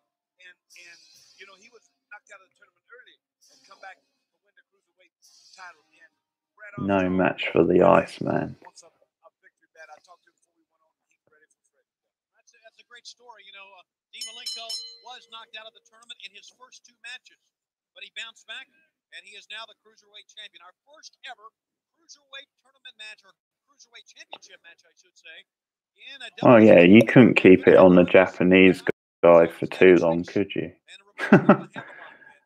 Heaven forbid.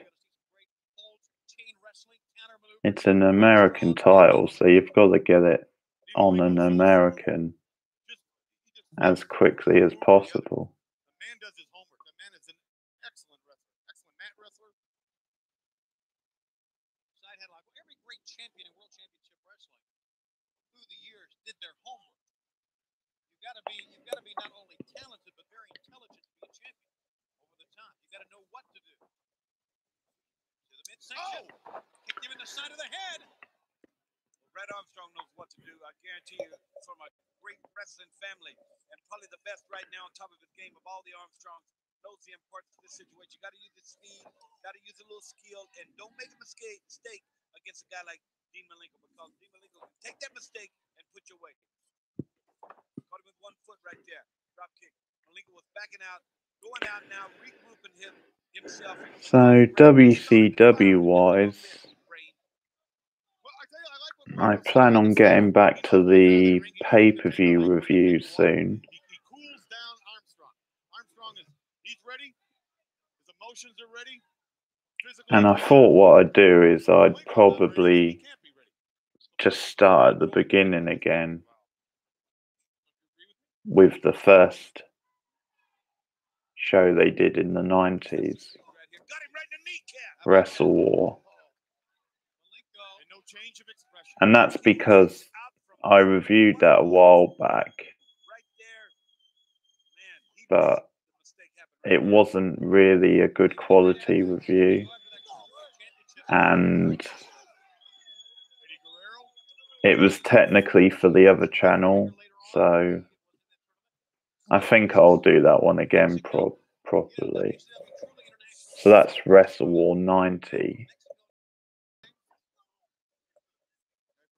As I make a start on the 1990s.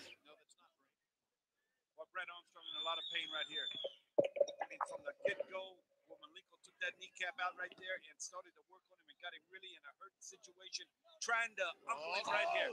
Whoa! I mean, he could break this leg right here. I guarantee you. That easy. WWF pay-per-view reviews. Look out for the Royal Rumble 91. Maybe dump out and get a break. Take a hike. Ease out. Yeah. Up and down he goes on fall here. He is trying to keep Brad Armstrong off his feet because Brad's a great high flyer, but he's also trying to win the match by maybe making him the man of 1,000 holds, showing us many of them here. Remember his move, the Texas Cloverleaf, like a standing figure 4 leg lock.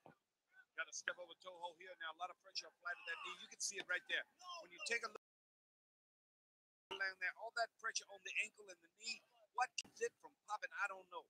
But I guarantee you, he put some power. You have to wonder why Malenko's, who apparently is from Florida, but his finishing move is the Texas Cloverleaf. Great strategy here by the Iceman, the WCW Cruiserweight Champion. And he's here to let everybody know exactly what he is. He is the Doesn't quite. And he will take on all comers, believe me. Got that leg hook. Oh, man, I'm going to tell you what. You don't see that every day. I'll tell you what, Tony, if I was a referee, I'd be thinking about stopping this situation right here. Brad Armstrong don't need a career in situation where he's in a lot of pain. More fan vids as I'm planning. Got him though, maybe. Wiggles down behind, gets 1, 2, and I did another one today, how about that? which was a Slamboree themed one. And Malenko knows. Look how Malenko's taking his good old time, stalking over and driving. Fans, we look forward to bringing you the Great American Bash. Great Father's Day present that would be. Oh, what continue punish the knee of one Brad Armstrong. Also, when it comes to live streams for next month,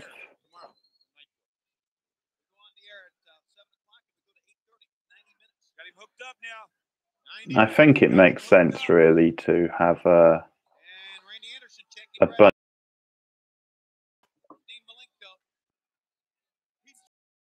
Every place you can be hurt. Just about every place, but he is focused on the knee. Yeah, without a doubt. One major part of the body, of course. Without a doubt, the most King of the Rings, Great American Bash. for a while was more July, but there were some years when it was June. Fans were very happy as there's a headbutt. The first time ever in WCW. First time ever in pay-per-view history. We are broadcasting in Mexico. We have our WCW Spanish announce team. The man in the blue shirt is a tremendous wrestler, Pedro Morales. That's right. And his partner sitting there with him drives a cab in Juarez. It is not true. That is Miguel. Miguel Alonso. Stop it. The WCW pay-per-view. And he's also... Can I get this out? Oh, go ahead. Slamboree is available in the U.S. in Spanish and in English in the country of Mexico.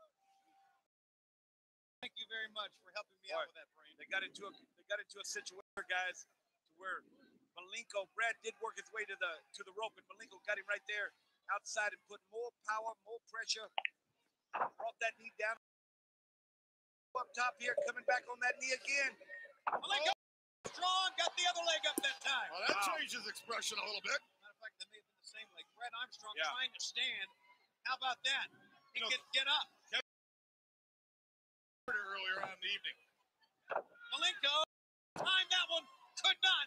Brad Armstrong still favoring the leg here. Remember with great delight buying the issue of Pro Wrestling Illustrated with the PFI 500 for 97 and front cover. Brad Armstrong is what Dean Malenko wanted to stop earlier, but he cannot. Armstrong got him. Now that was a cool issue. You could really jam it. He's going for Malenko's finishing maneuver. The Texas Cloverleaf. Trying to get him over. That is his hold. Turn him over and sit down. He's got it on the master. We're going to have a new champion real quick. Randy Anderson, is that? Is it yes? He's saying yes. He was nodding his head. It looked like to me, but apparently did not. Oh, he made it. He made it to the ropes. Well, the referee must have asked him, does it hurt? He said yes. I'll tell you what, Brad Armstrong has really brought himself back into position to win this thing. And just Got a dose of his own medicine there, Malenko. The average man would have given up 20 minutes ago. Here he goes. Locking his Brad head first, Dean Malenko. Well, you can tell how interesting this cruiserweight division is going to be. Jam-packed arena.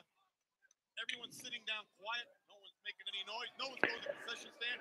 They're watching wrestling at its finest. Got him up right here now. Here we go. Gutbuster. Off the top rope. That could be it.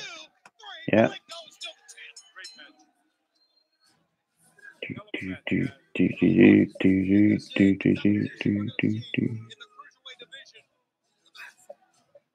Title belt. Your champion, cruiserweight division. And you know, when it comes to July, I'm going to be doing the 96 Bash of the Beach. Because why wouldn't I? 22 years ago this year, since that iconic event.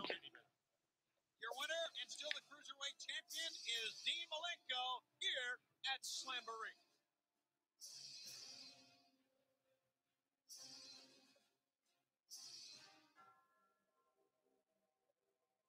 Oh, fuck me, it's Glacier.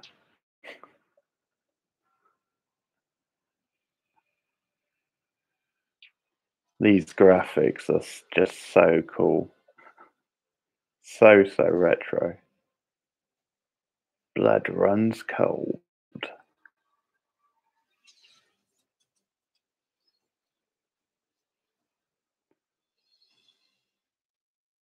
Oh, they don't actually mention his name, though. Three of my very dearest, closest personal friends in the entire world. However, they're playing mind games with me.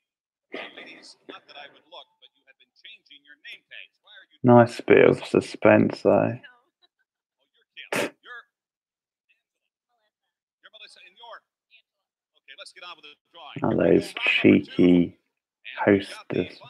hostesses. Confusing poor old man Gene by swapping their name tags.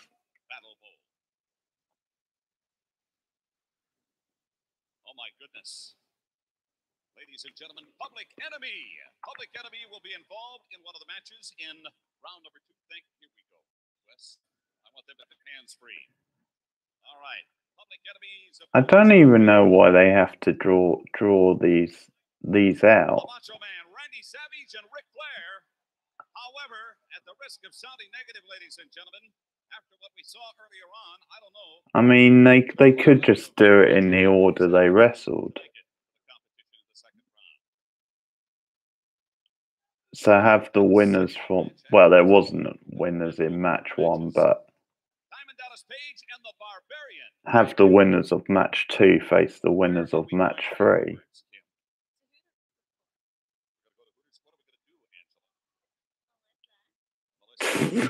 Melissa. Drink beer and eat chicken wings. Oh my goodness. Gene's in heaven. The Booty Man and Rick Steiner, that completes the drawing. I can hardly wait for the evening to get over with. However, I'm certain the next hour is going to be very, very exciting. The Booty Man. In the meantime, I want to get back to our broadcast colleagues from here at the Centroplex in Baton Rouge, Louisiana. Truly one of the great. I think Angela's definitely my favorite. Or is that Melissa? Or is it Kimberly? Thank you, Gene. Remember that later on. All right, Fire Knight's 2 men who will go on to Battle Bowl because they received the bye in the second round. Second round, match number 1 of the second round now. We'll have some great action.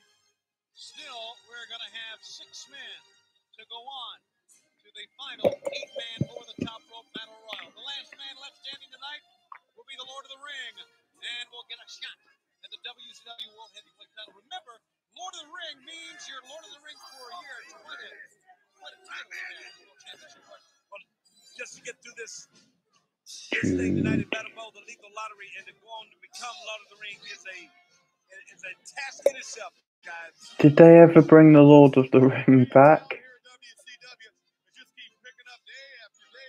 I don't think so. Mind you, it's the same as when they just called it the Battle Bowl ring.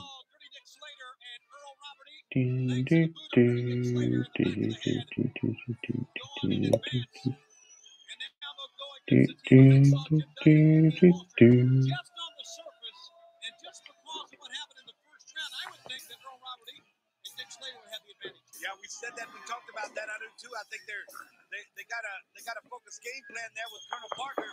I need some toast, folks. We were talking about using the tape, using his fist, and that's really all he knows how to do it. If you make a mistake with that, these 2 guys are going to be. And Dick Slater is as tough as anybody in the sport. You bet. Slater can knock you out with a. You can beat up Slater all day. He likes it. Duggan, you better keep that flag handy. 4 veterans, 4 real tough ones in this second round of the Lethal Lottery competition. That's when it starts getting good. I gotta go with Slater and But that was already. I don't go with that. That's right.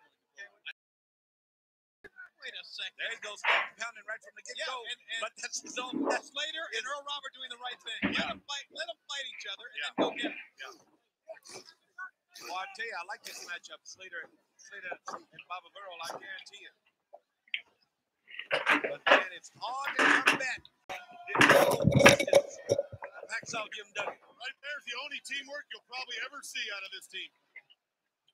And almost squaring off in the middle of the ring as Randy Eller reminds them of the focus here.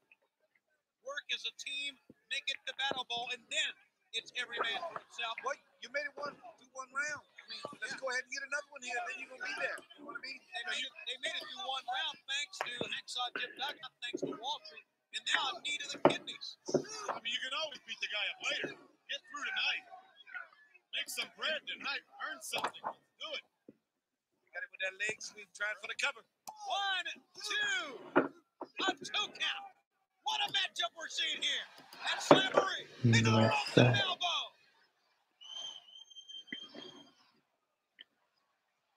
The 10 of USA. I don't know if they're behind BK Wall Street or maybe just Duggan. Duggan's got the referee. Oh no, don't do that. You'll be out of this thing right now. I guarantee you. No, they're behind Duggan.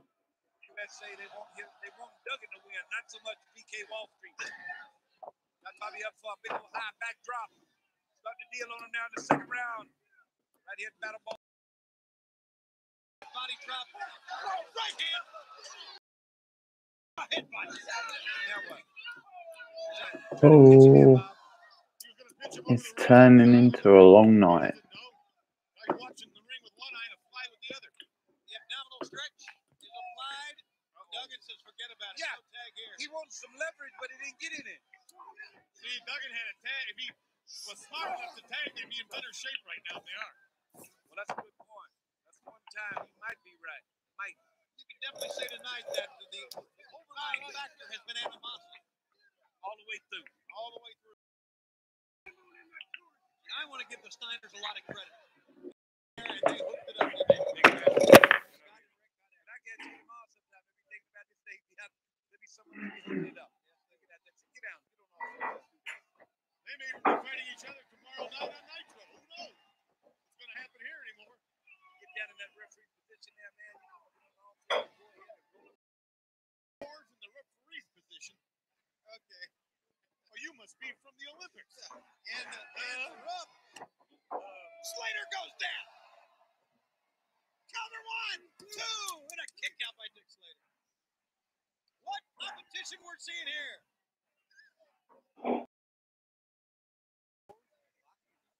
I don't know what he's.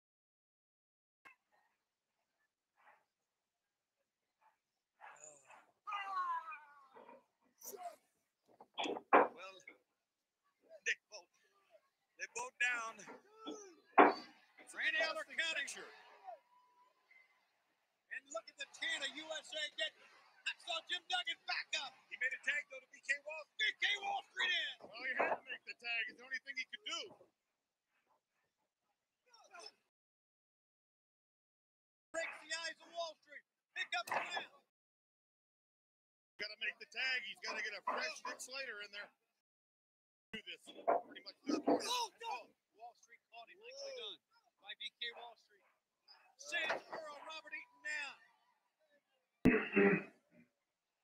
are looking at 4 athletes. I don't think so. We'll do it again.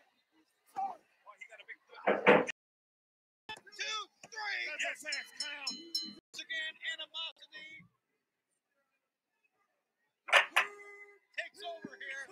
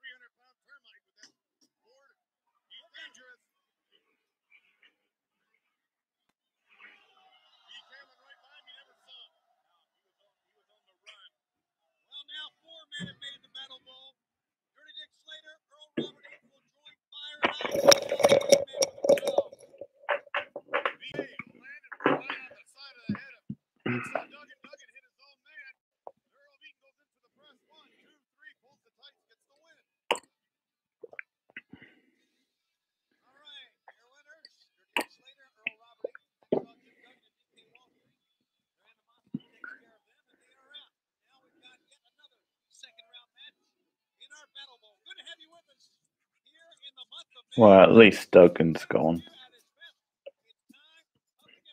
Na na na na. Na na na na. Na na na na. Na na na. Na na na. We rock the body. We rock the body. I have no idea what the lyrics are. Apart from the na na na na.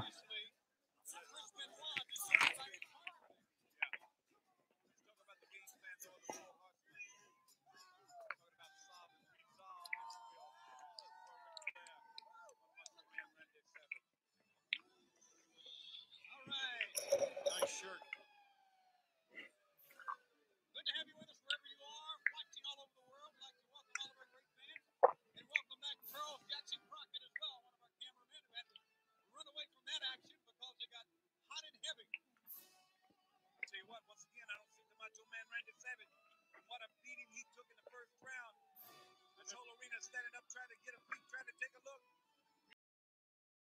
Oh man, well, we don't expect him back. I mean, we talked about it. He's too dumb to quit. I expect him back. I don't know where, when, or how, but he'll be back. He doesn't know when he's had enough. What is going on? See, something's happened back there. We should know about it. We should have a camera back there. I don't expect the Macho Man. The Flair Macho storyline has been the highlight of this show so far. Easily. The Cruiserweight match was pretty good as well.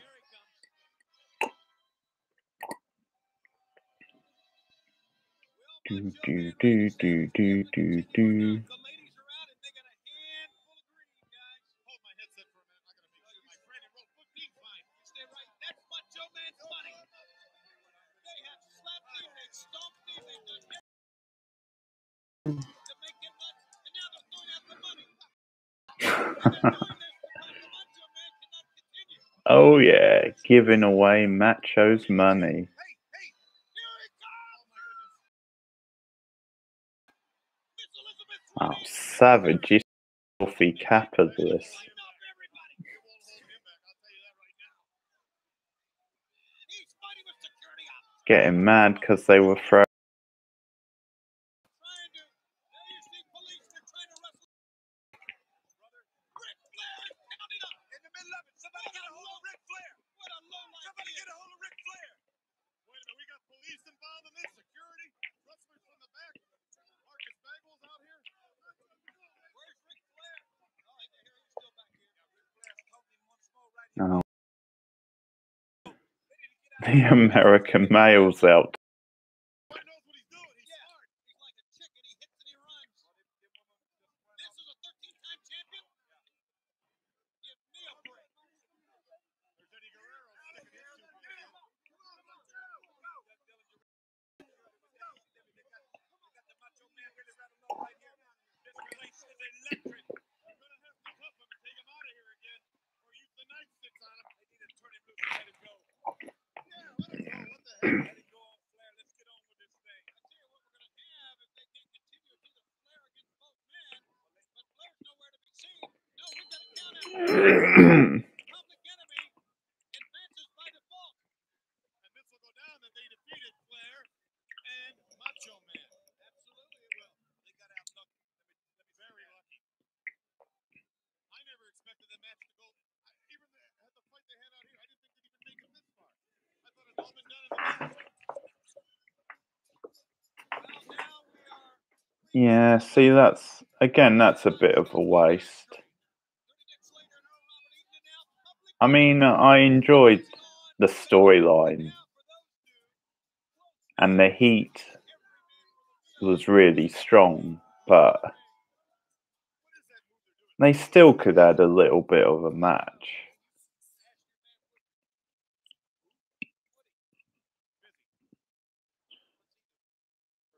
And I would have liked to have seen Macho and Flair get to Battle Bowl.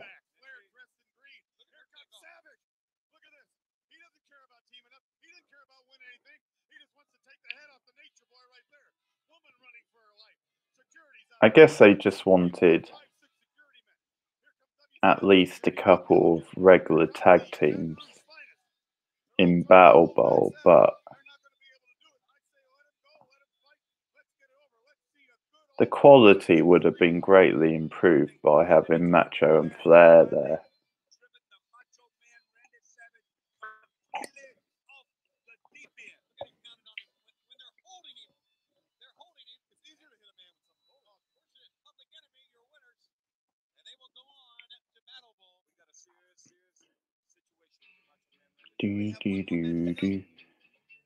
And having had them got through the first round, why not just have them get through to Battle Bowl? Doesn't make any sense. Do do do do do. It's got to be a $500 cigar. A $500 cigar? Yeah. You never had one? No. $500. I'll get you. Don't be crazy. Don't go crazy. Give me $300. I'll get you his stuff.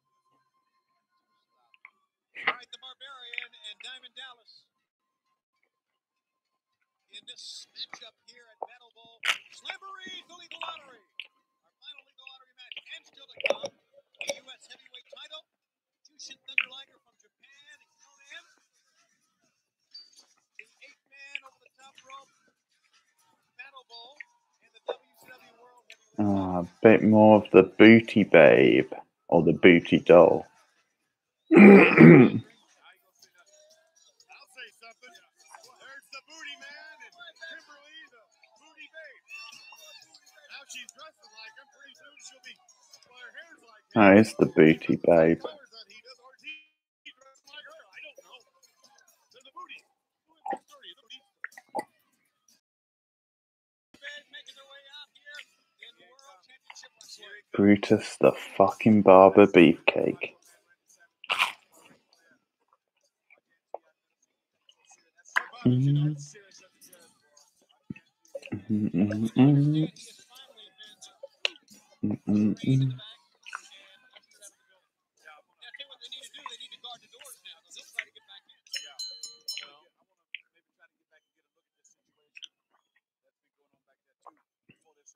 Oh, they cut that theme off in its prime.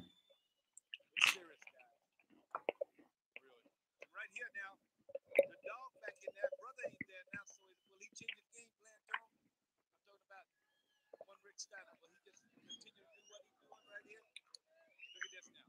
Conversation, the X's. Yeah, that's right.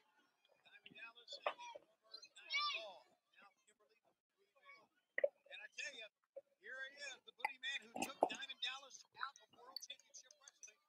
We thought, but of course, when we found out, Kimberly, one of my favourite.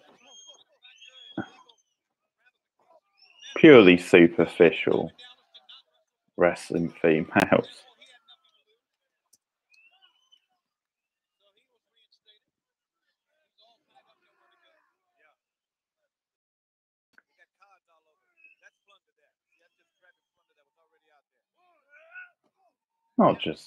Not just physically.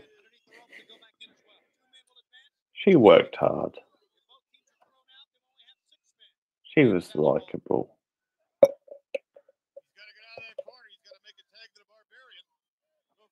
Okay, it was just physical.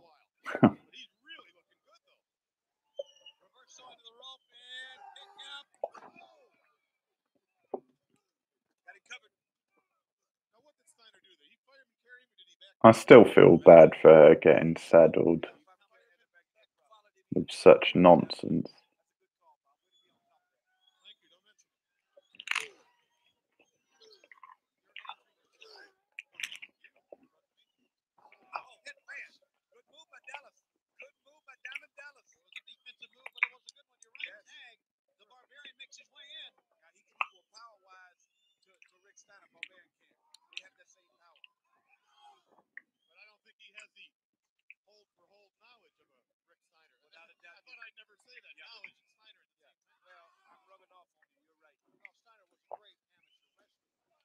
Yep, I did.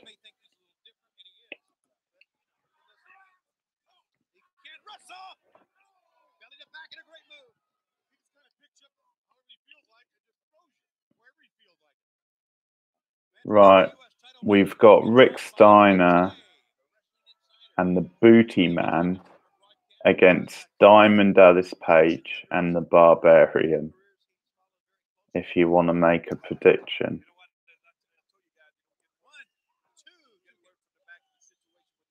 It's funny because the last match you predicted was the Booty Man's team.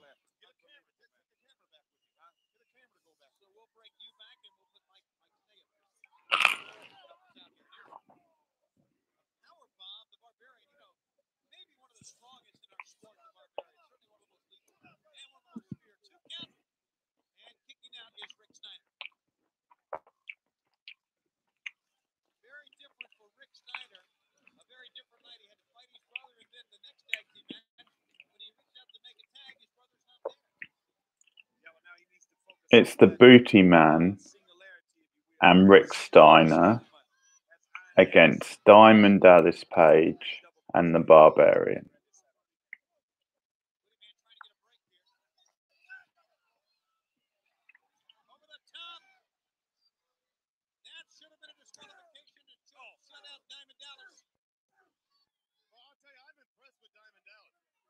Okay, sticking with the old meal ticket.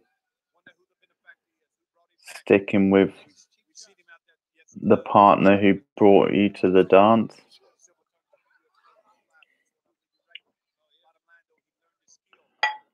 Believe me, if you went to the dance with the booty man, you would ask for your money back.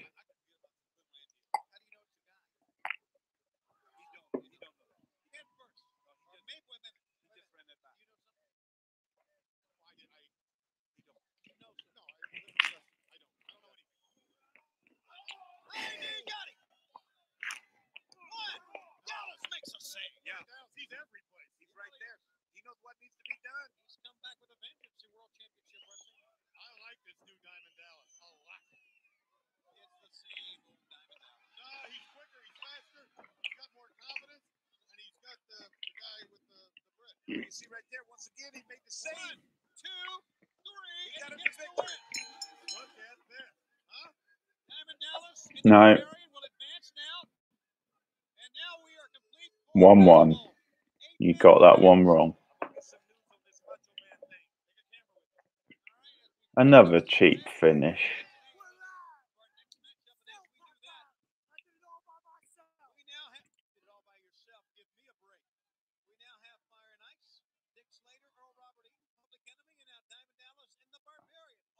I said that in the last match. It's another fluke. Page is the one they're supposed to be pushing. And yet he doesn't even get the pinfall.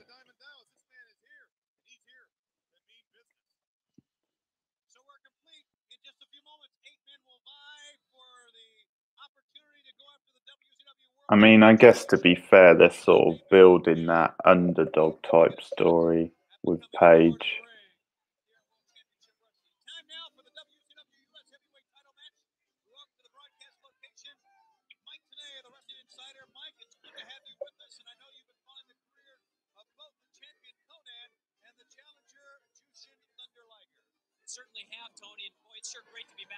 This was a pretty ropey time for the US title. They went from the one-man gang to Conan.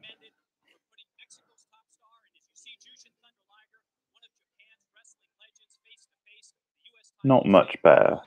In fact, probably worse.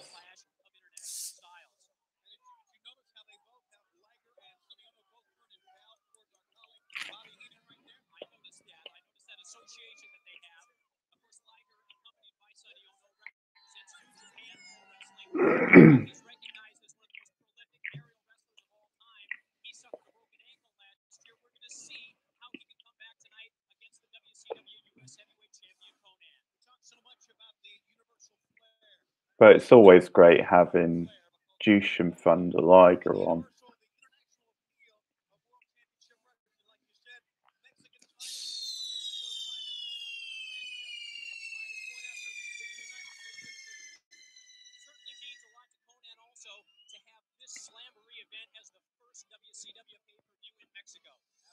So if you're still listening, Anthony, it's Conan against Jushin Liger for the US title. If you want to make a prediction.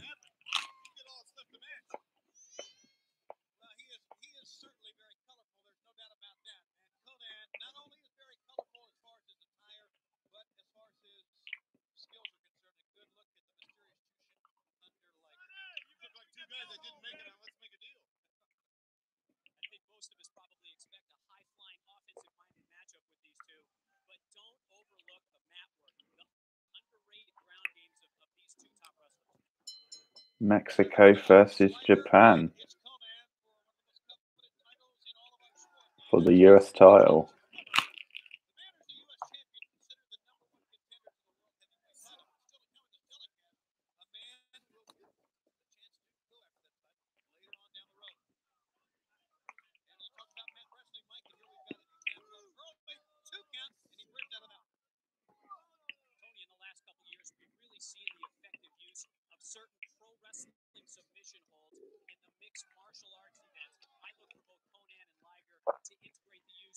I'm not seeing Liger in the black with silver very often.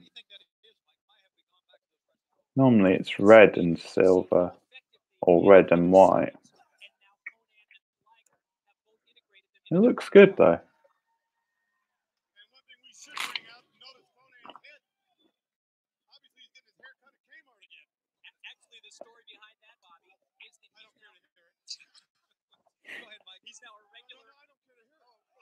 You're not the opinion here, and there's a good move by Liger. Please go ahead. He is now a regular on a TV show in Mexico where he plays Conan the Rapper. How about Sonny Ono? Wrapping up against his chest. He's got glasses. Put glasses back on. Oh, he got kicked in the side of the head. Baseball slide kick that time by Liger. Liger over the top. And he missed, actually, that time. No, he didn't get him good. He got him a little bit. I'll tell you, if I was Liger, I'd sharpen one of those horns. Do what? Just come on. Thank you, Brain, for nothing. Don't mention it. And slides him in again. All right. You talked about the Conan on a television show in Mexico. He certainly is. He plays Conan the Rapper. He's taken it from a stage play to TV. Buster there by Liger. 1, 2, and got out of it. Quite a brain buster as well. Of course, Liger has the connection with television also with his character in costume being portrayed in the Japanese TV cartoon show. Absolutely. So we have two men who are not only great wrestlers, but television stars in other forms as well. Randy Eller, the referee assigned to this, got to be tough for Randy Eller. And as you said, the first meeting between these two men. You've got to respect really that Conan, or the people writing that TV show didn't go for a really complicated, cool rap name. They just called him Conan the Rapper. Looks like an STF here, Tony. He can get the cross face on. He may have it. Works on the arm, pulls back now. I don't think Liger bends that way. Bends that way, actually, Brain. And notice how it's almost like a cross face, but he doesn't have the arm hooked around the front of the face. Actually, he's driving in. He's using more of the bone right across the head of Liger, the bone of his arm. Interesting, the point that you brought as you look at Sonny Ono and how the wrestling has now gone back to mat wrestling. How it used to be years and years ago.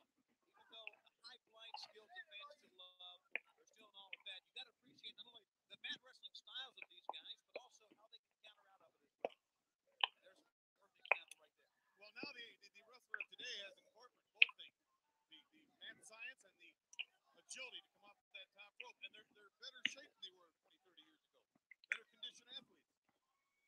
Surfboard style submission at this point by Liger. But none of us got our hair cut at Kmart. I know that. Well, no, we didn't. And, you know, this would certainly, I would think, for Jushin Thunder Liger to be the Mexican heavyweight champion for the U.S. heavyweight title in the United States and bring that title back to Japan, much like Katsuki Sasaki did earlier last year. And that would probably be one of the biggest wins in Liger's career. Would you agree? Certainly would. Liger actually idolizes Ric Flair, believe it or not. Are you serious? Flair, all-time record with 13 World Championship reigns. Liger holds the record in Japan 7 times, the IWGP Junior Heavyweight Champion, and believe it or not, he has recently assembled a group of his own 4 horsemen in Japan. Wow. Can you imagine that? Well, I guess you can break. In a limo, they have No one travels. they have stretch. We walked into that one, Mike. You sure did. Just a variation of the bow and arrow here by Liger. Once again, we've had many attempts at submission holds in this match, but no successes. And wait a minute, nothing, no submission hold there. He's not tapping that K off his head. May have. Liger, if I had a suit like that was in the ring, you could hide so much stuff in there. You could still play your head in the mask. You could put things in the elbow, knee. How about this? Here. Here he goes. Right into your living room. That's called a somersault capo kick. It's a Japanese martial art that he's integrated into his style. Much similar to those palm thrusts that we just saw exchange. Looked out towards Sonny Ono, his advisor. And now, I thought maybe a suplex going to pick him up. Possibly a superplex here. Certainly looks like he's setting him up for the superplex. He's up to the top now, Tony. So let's this and hold on to the U.S. title. He's up, and there they go. That was a great move. Liger now wants to add on to this. Going up top one more time. Where is he going to go? Could this be a mistake? No, he connected. He got him. 1, 2, and did he get him or not? No, he didn't get him. Did not get him. You see Randy Orton say no. A drop kick, glanced off the head, but he landed on his feet. Looks like he's going to fly. Headed to the top. Looks like a plancha attempt to the floor. Oh, and he kicked him. What a great counter move that was. And that's why they call him high risk. He drop kicked him and looked as if he landed back on his own feet. It was nicely done, the great counter move. But he drop kicked him in the knee. You see that? He knew exactly what he was doing. He set the man up. He leaned over that rail like he was in trouble. Liger went to the top thinking he had him. On his way down, Conan came up. Hooks him now, maybe an outside in suplex, back elbow. Tried another one, belly to back suplex. And can Liger now cover him here? Liger has certainly had his opportunities here, but it's finally wasted. Too long. Thank you. Wastes a lot of time here, Mike. I think what we're seeing here is Conan's power and strength edge really neutralized by Liger. That's a great possibility. Can he put him into a bridge suplex? That's called the Fisherman Buster. It's a Fisherman suplex. One, Drop right on his head. two, He got again. come on, Liger. A half second away from victory. One of Liger's favorite finishing moves in Japan, that Fisherman Buster, sets him up almost for a suplex, but then drives him right down onto the top of his head. Interesting name, too, a Fisherman Buster. Head first to a turnbuckle. And apparently here, Conan, no, I thought Conan was dazed and disoriented, but not so. Over the top. 1, 2, 3. Got it. Did he get him? I think he did, or did he? No. Did not get it. No, he didn't. Kicked out. He kicked out right on the 3 count. The arm hit the mat for a 3, but he kicked out right ahead of him. Wow, I brought the fans their feet here. This is Conan's finisher. He calls it his power drop. It's blocked. Rolls him up. 1, 2. Conan got out, lands on the referee, but he escapes. Wow. Great mat wrestling action, like you said, Mike. 1, 2, and again, Conan kicks him. Did he get it? Well, Liger's doing his best. Like what? Back up again. Once again, taking him to the edge, but not getting the 3 count. Jushin Thunder Liger power bombs him. The Liger bomb right there. Pinfall. 1, 2. You know the mistake that time, Mike, not getting the legs across the arms. Might be just a size difference there that didn't allow him to put his legs up. What? Things aren't that long. Scoop slam again. We've seen both men's finishing holds here stopped by the other person. All right, up on top, Liger. And that time it was one step ahead for Conan.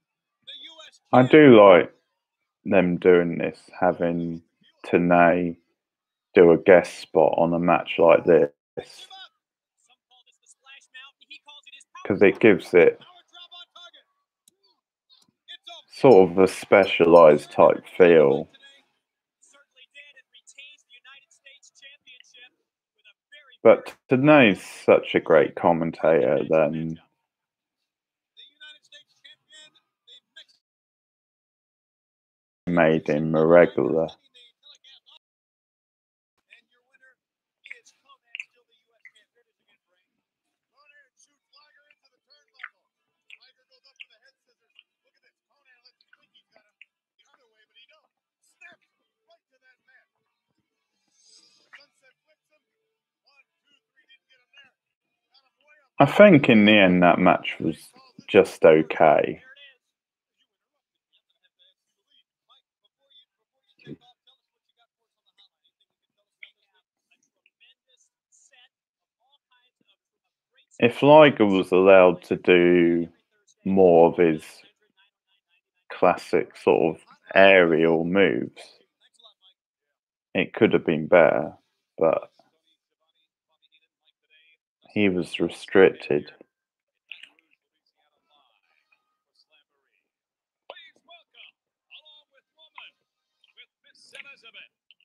Not to mention working with Conan didn't help.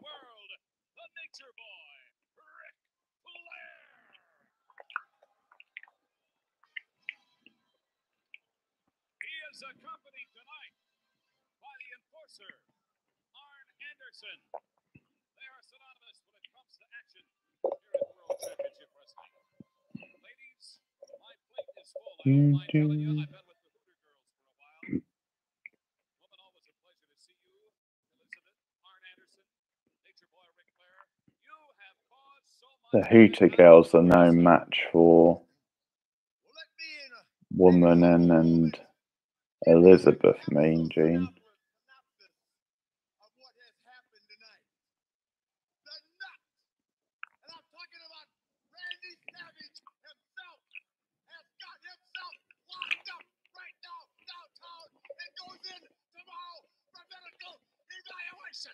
He's one flew over the cuckoo's nest. He's gone. Come on. I don't know if this crowd is going to agree with that assessment. Who in this crowd should have an opinion on what Ric Flair, Woman, Miss Elizabeth, or the enforcer have to say about the game of life anyway? Savage, now that you're locked up downtown, look up in the corner of the jailhouse wall. Oh my goodness. On top of the Radisson Hotel tonight, double security, the enforcer,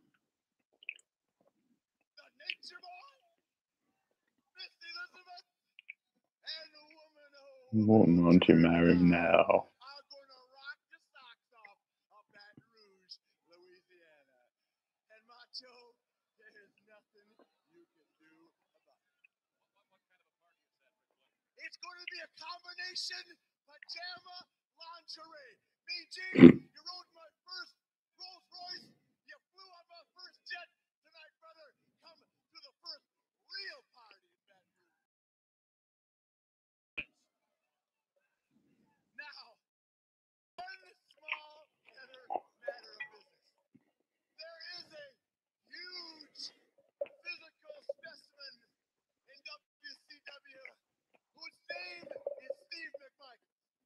Now, McMichaels last week on Nitro, you went from being a former 4 or 5-time All-Pro defensive tackle, performer on a Super Bowl championship team, to making the damnest thing I've ever heard in my life. He told the Nature Boy to back off.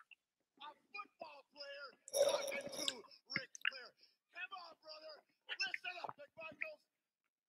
Take it for what it's worth. I cannot back up if I can't get your wife out of my back pocket, brother. Oh, no. No. She followed me around. Hold on just a second, Steve McMichael. Now listen, Nature Boy, you've been writing them checks on my person. Well, Mongo can cash a few on you, my friend. First of all, let me clarify something. Last week you made the mistake of cracking on me, football boy, but I didn't have your enforcer with me last week. He's standing behind the He's enforcer, walked too. over more football players on the way to the restroom than guys you played against. And you know what? Let me tell you what feels going on in Austin. Lonely women like they love it. Woo! Crying out loud. That is a slap in the face. Hey, Mr. NFL, Mr. Super Bowl. You know what? I am Ric Flair. This is the enforcer. We're wrestlers. And if you want to get one of your old-time teammates, Richard Dent, Randy White, you want to get Jim McMahon, Brad Buster, get one of your old-time teammates. Get anybody. Walk down the aisle. Oh, there's a challenge. There's a challenge there. And the Nature Boy. He challenged you right here, Steve McMichael. What did he say? Did you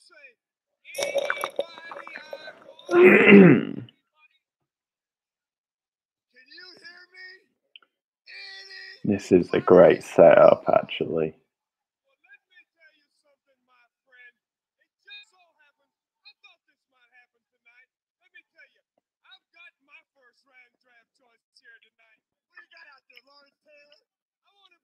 Show him to you right now. Mr. Kevin Green. Oh my goodness. Kevin Green, former All-Pro.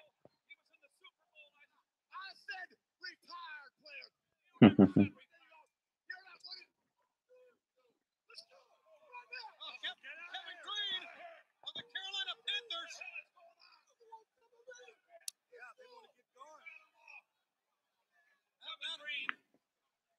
Kevin Green, you see what happens when I'm right here, play, baby. Come on, let's rock and roll. Wait a minute now, Steve McMichael. Let's turn around and look at these television cameras. I want to assess this. You were challenged. He's not going to back you. Jumping on my back.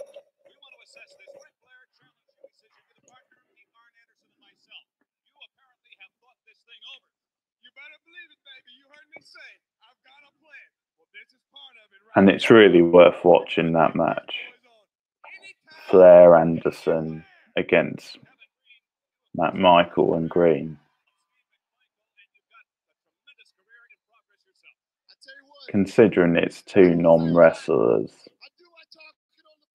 it's much better than you would think.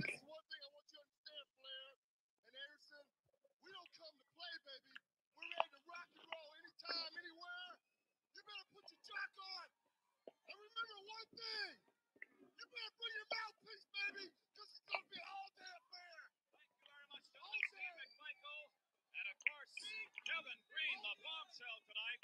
Flair Anderson and the girls are in the back. Security, come on, look at the hood of this man. Tony, somebody get back here. Wait. Well, there you see it, Gene. Thanks a lot. And security officers in there. Steve McMichael and his wife were here enjoying Slamboree. Of course, they'll be in Monroe, Louisiana tomorrow night for WCW Monday Nitro. He got the call out by Flair. He brought out Kevin Green, the former All-Pro with the defending AFC champion Pittsburgh Steelers. Of course, picked up by the Carolina Panthers during the offseason as a free agent. And I tell you, what an event that's going to be. What size?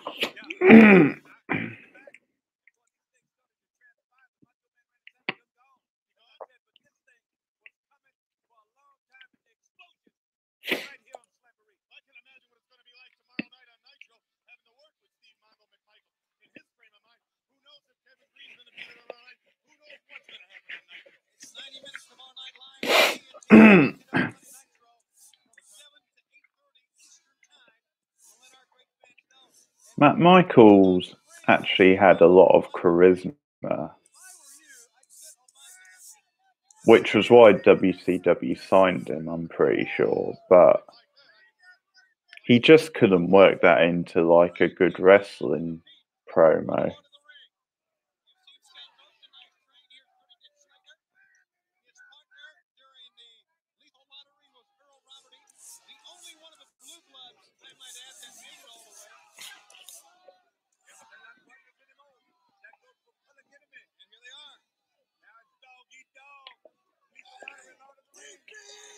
Taking it home. Public Enemy making their way here. It's in the final two, Diamond Dallas and Barbarian. You know, this is what's so great about our sport. Did anyone think that it would be these 8 men remaining in the ring at the end? I knew it all the time. No, you did not. Like we said, Robbie Ray, there's the opportunity knocking at the door now. Somebody that might not get a shot to get a shot at the world heavyweight title. Well, that's right. They're all on their own right now. And I would tip those very softly on that one, like you said, because Mongo McMichael, my man, my home is from Austin. I got a little, got somebody with him, and the explosion might happen on Tuesday night, hopefully into Monday. He'll hand you your key. Yes. All right. Well, here we go. It's over top rope battle royal. The winner to be the Lord of the Ring, the winner to get the ring, and the winner to go on to the Great American Bash to go after the WCW World Heavyweight Championship. That'd be a winner. Yeah, well, you can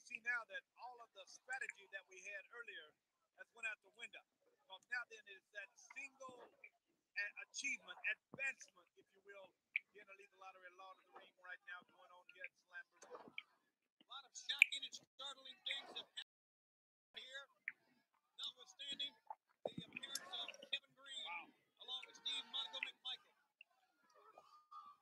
Look at Barbarian just caught him in his arms. Yeah, caught him in a bear hug right there. Uh-oh. The idea is over the top rope to the floor. Slater trying to get Dallas over. Got him. Dallas may be out. He's not. He escaped back underneath. Right. That does not count. He's got to go to the floor. Dusty, what was your So why the hell did Diamond Dallas Page not get the title shot at the Bash? not me? That's what I want to know. Attack is you need to stay out of the way and get thrown over the top. Try to ally yourself with somebody early, and then go ahead when they got the back turn and go ahead and tip in. Well, that's what you have to do. You have to let all the other people make all the mistakes. You just stand back and watch. Let everybody else play. Let them get rid of their energy, all their frustration. Let them get tired. Let them get winded. Let them get pooped. Then, matter of time. Pooped. Let's see what happens here. Remember, these 8 men. There goes Dallas again. He didn't touch the floor, though. He did touch the floor. No, he didn't. Yes, he did. No, pardon. He touched the floor. The referee didn't see it. He should be out of it. Oh, Tony, be quiet. Guy in trouble. Guy's had it rough. Diamond Dallas should be out of this thing. There's a headbutt. But once again, there goes Bobby Eaton on the other side. Earl Robert Eaton. Earl Robert Duke getting ready to maybe. Whoa. The man who's trying to throw him out is the Barbarian, who was his partner earlier on in the night. This to the face. I'm telling you, it's a nut house here. Well, I knew that before this night. Well, you guys a while ago when I went to the back, that's more going on back there. I guarantee than I can talk about. I mean, Ric Flair feeling great. We've talked about how he's really pushed all the right buttons to get Ric Flair sideways. Have they removed Savage physically from the building? Physically removed him, but he removed some furniture and some plunder, if you will, on his way out. Well, where did you get back to Flair's dressing room at all? I ain't got no time for that. I know, but you're a broadcaster. Yeah, I believe him. If anybody wants to get back to Flair, it's going to be Steve Mongo McMichael. Yeah, he's a fucking up the wrong tree. All right, this battle will continues. One man to be left standing. Diamond Dallas should already be out. But the one man left standing. He didn't make it to the floor, did he? Yeah, he was on the floor. No. The referee didn't see it. Well, then you can't call it, Tony. It's that simple. That's right. It's like throwing a man over the top rope with the referee's back turn. It happens all the time. Well, we got dual deals here. Dual deals. There you go. Yeah, I got dual deals on your TV screen. If you got a TV at home, you got one big old TV screen. You got 2 other ones inserted in the middle of it. That's progress. And that's also for you people in Texas. Be careful now. Mongo back there. All right, Public Enemy. Now, I have a feeling Public Enemy would try to work as a tag. Watch out! Forget about it. He's gone. Rocco Rock is out. Boy, you were just getting ready to say it, wasn't you? I was getting ready to say they would try to work as a tag team until the very end. Yeah. But now one of them's out. So Rocco Rock, the first man eliminated. Slater's got the boot. Slater's got the boot that helped him win in the first round, if you'll recall. And he nails Earl Robert Eaton. And Earl Robert Eaton goes out. We got 2 guys out. Well, there's the real booty man right there. Slater. Yes, it is. And he headband by Colonel Rock. Don't hit the Colonel. Yeah, hit him again. And Slater's out there half barefooted. Oh, great. Eaton has a feud with Dirty Dick Slater to look forward to.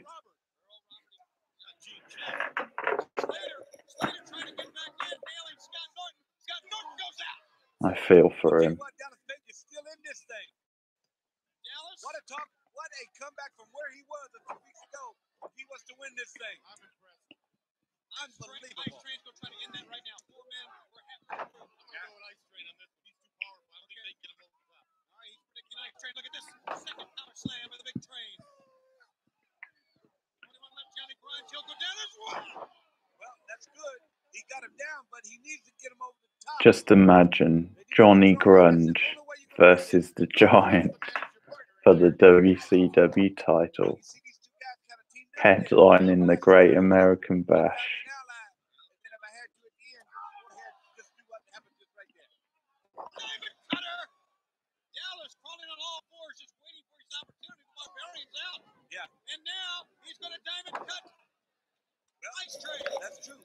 got to be out over the top.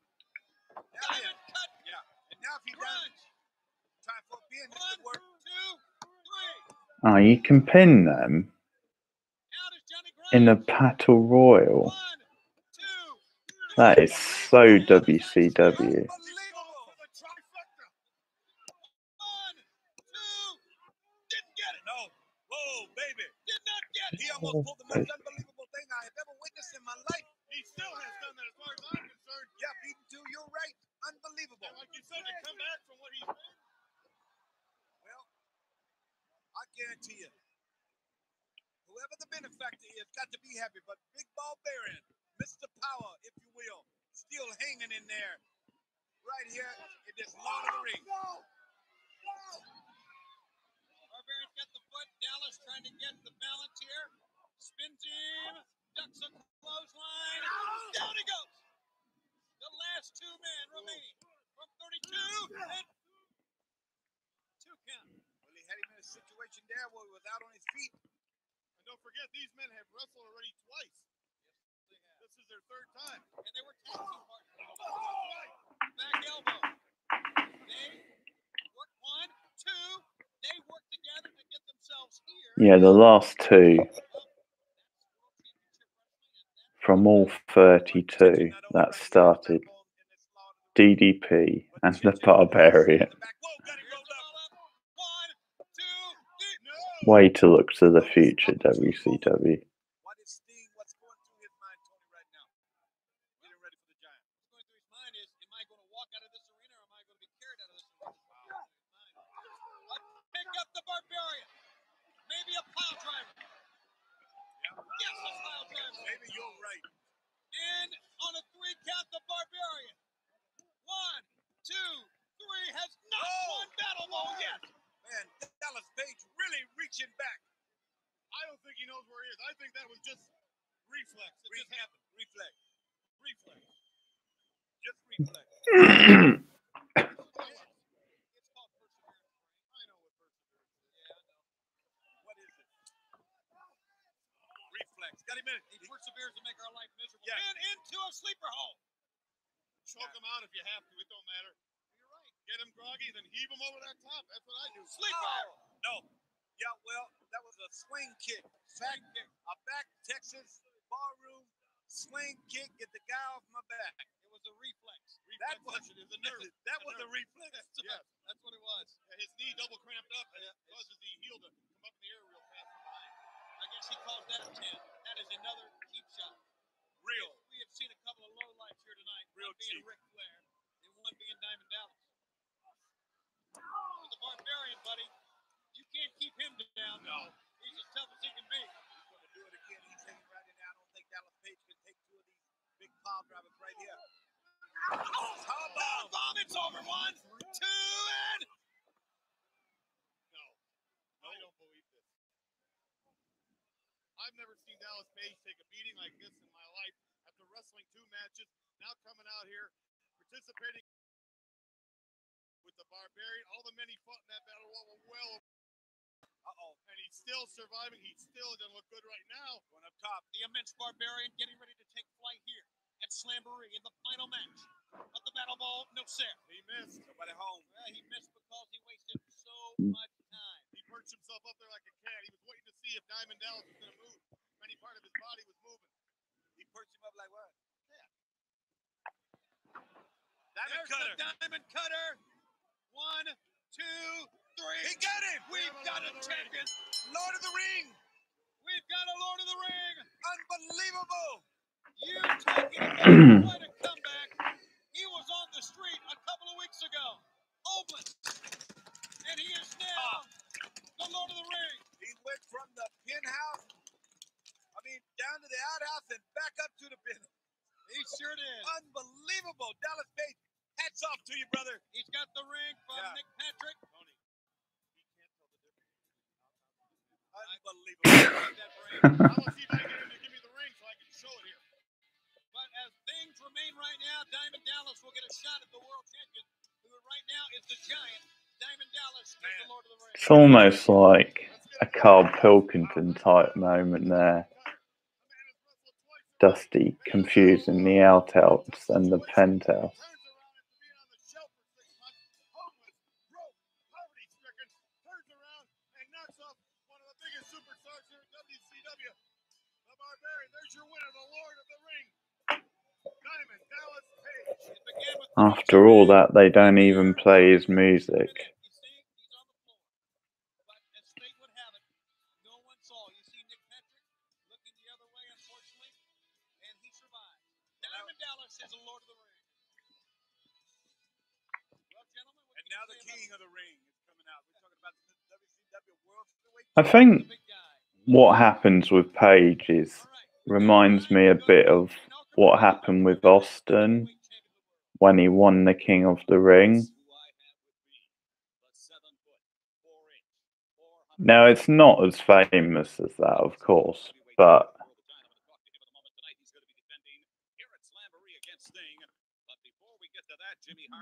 people forget that Austin didn't become like a massive star straight after that famous promo and win. He didn't even make the main show at SummerSlam that year. So he was still a mid-carder for quite a while before finally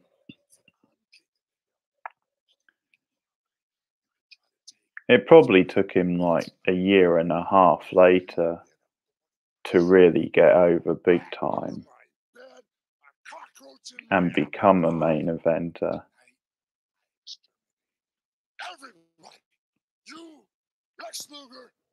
So it's a similar thing to Page, where clearly they were building him up,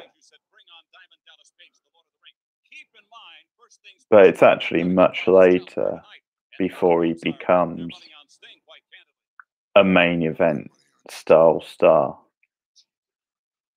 The only way to bet is to bet big and bet on the Giant. Dallas Page, think about what just happened tonight. Think about what's going to happen. All right, that sets the scene for the big one here tonight as part of Slamboree. The Giant, the WCW Heavyweight Champion, is going to be facing Sting. Tony, let's get back to you. All right, Gene, WCW World Heavyweight Title match on the line. A lot of things need to be talked about, discussed here. The Giant is a man who's laid a path of bodies all the way to the World Heavyweight Title. The latest one, Lex Luger. We all thought that Luger maybe was trying to duck the Giant. Maybe that he wasn't on the up and up. Man called Sting. Man called Sting. Man called Sting. He does this. He does that.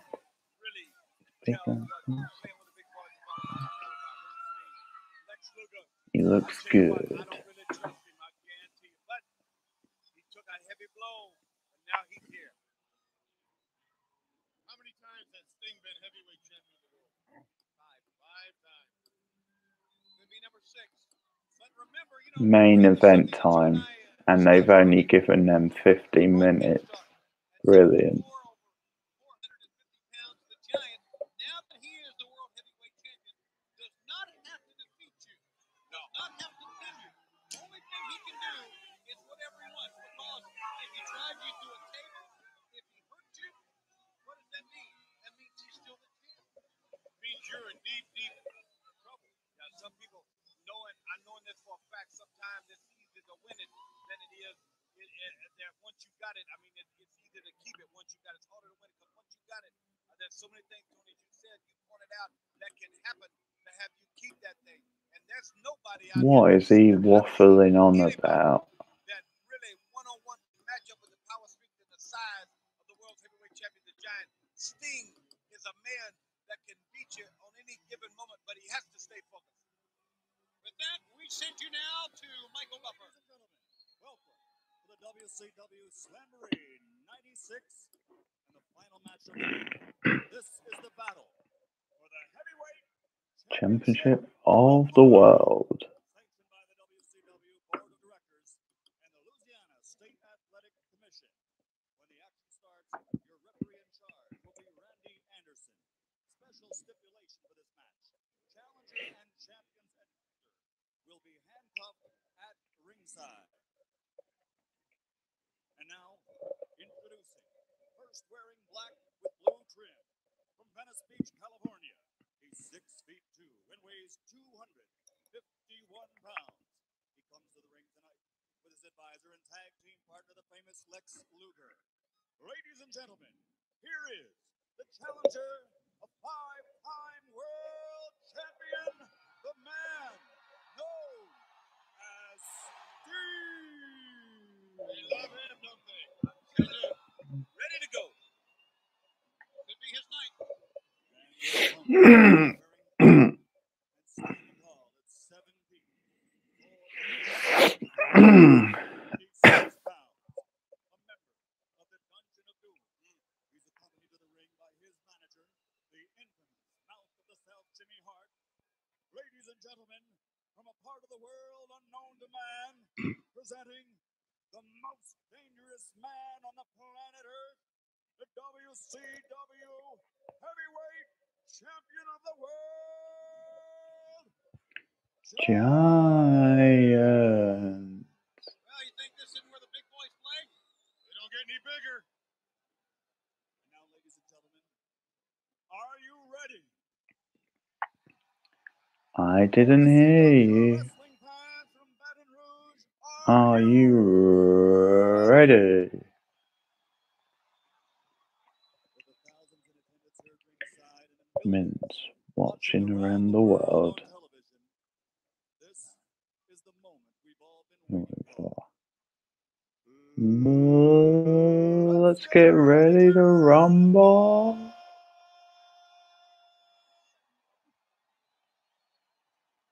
Five most famous words in World Championship Wrestling and in pro sports. Let's get ready to rumble for Michael Buffer. And here we go.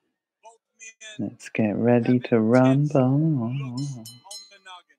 I guarantee you, this will be a classic matchup. The Giant has used, as much as anything else in this sport, fear, intimidation.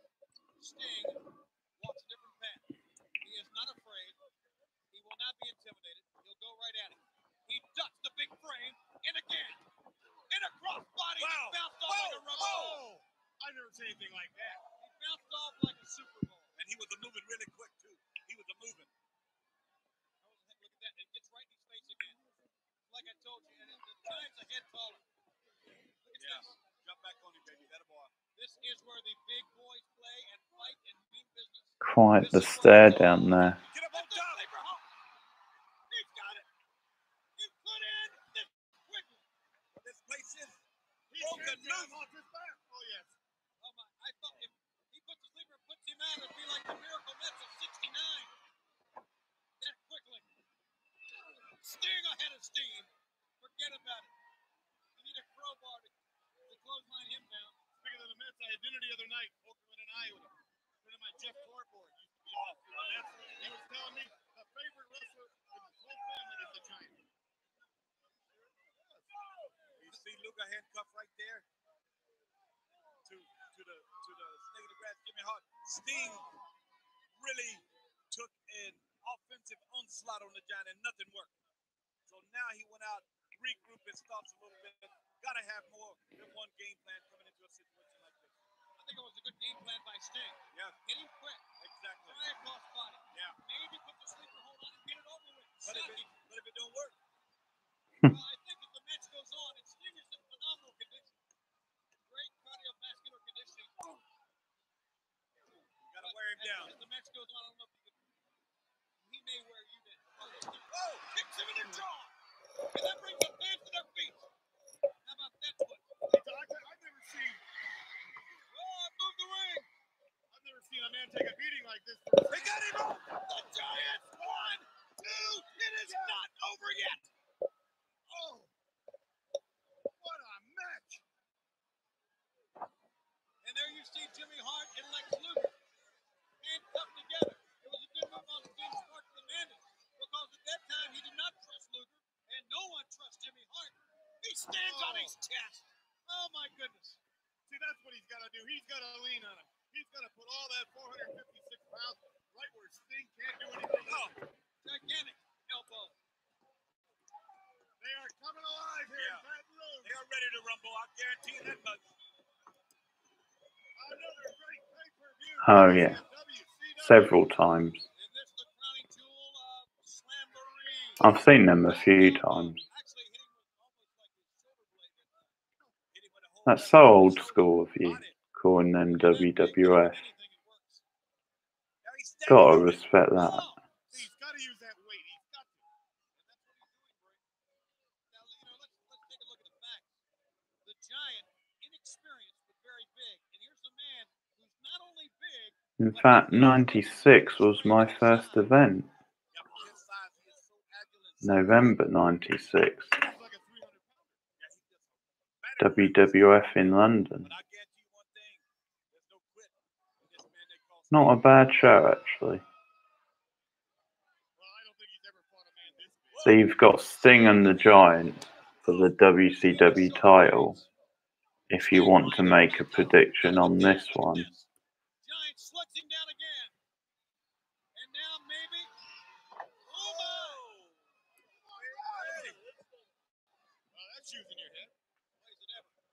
There's a warning from Randy Anderson that was very close to being a low blow. I believe he got him right hamstring. okay, going for the challenger, the man called Sting.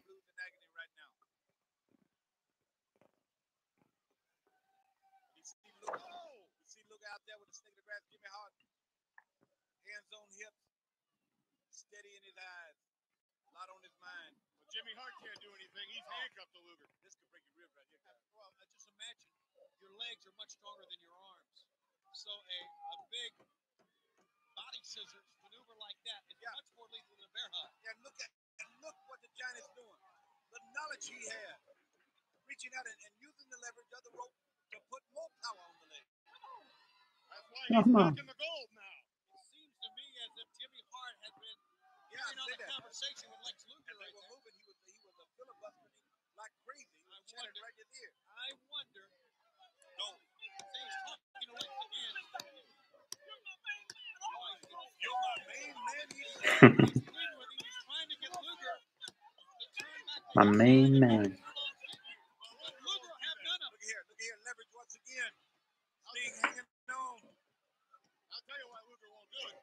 For the simple reason he has to forfeit one half of the tag team championship. He don't want to do that. Unless Jimmy makes him an offer he can't refuse. The referee broke it up.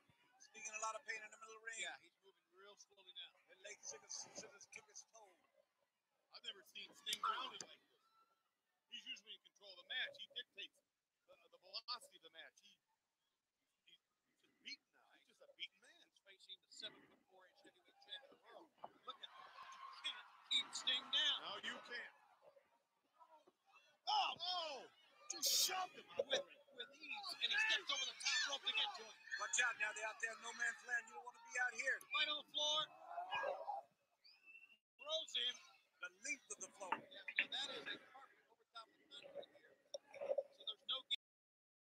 Oh, see if you can knock down the officer there. Oh no! Oh no! Choke slamming him right on the cement floor. Watch this. Listen for the splat. He's going to pick him up. They got Jimmy Hart. No! Luger's got Jimmy Hart on the table. The Giant stops in midstream as Luger blocked it. Oh, no.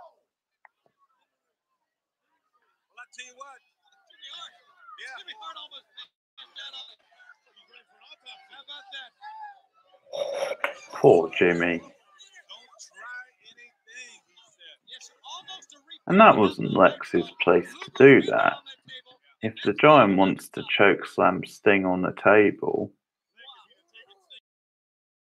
pal. And maybe pulling Luger at the end. Who knows? Watch this shot. Luger pulling him out of the way. Pulls Sting down and yanks Jimmy Hart around as well. You just saw a 456-pound, 7'4" man drop right out of the ring. Sting hits the referee. Look at Luger acting like a heel. The Giant from behind. Just gave him a back elbow, and Randy Anderson spills outside. Yeah, he didn't even see him. Well, I'm not sure Sting really knows where he's at right now. I know there Randy Anderson don't. Let him across. There you go, Tony.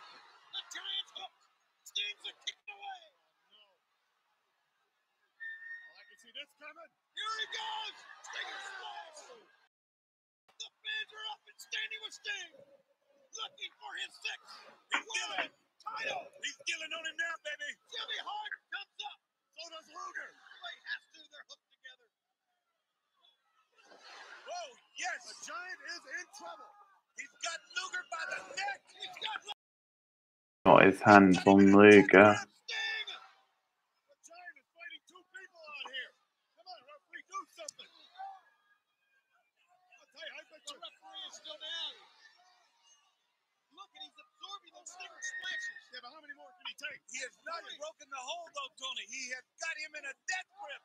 Sting. Wow. Jimmy Hart's up on top. They got him down. Quite a nice spot there. The Giant is down. We're going to have a new champion. If we can have a referee. Somebody do something. Oh. No. He pulled Sting. He pulled Oh. him down. Whoa. Right in the knackers. Whoa. Man. The referee is calling in right now. 10 seconds ago. Sting in total control. The Giant reeling and rocking. Jimmy Hart in trouble. Luger was all set and ready.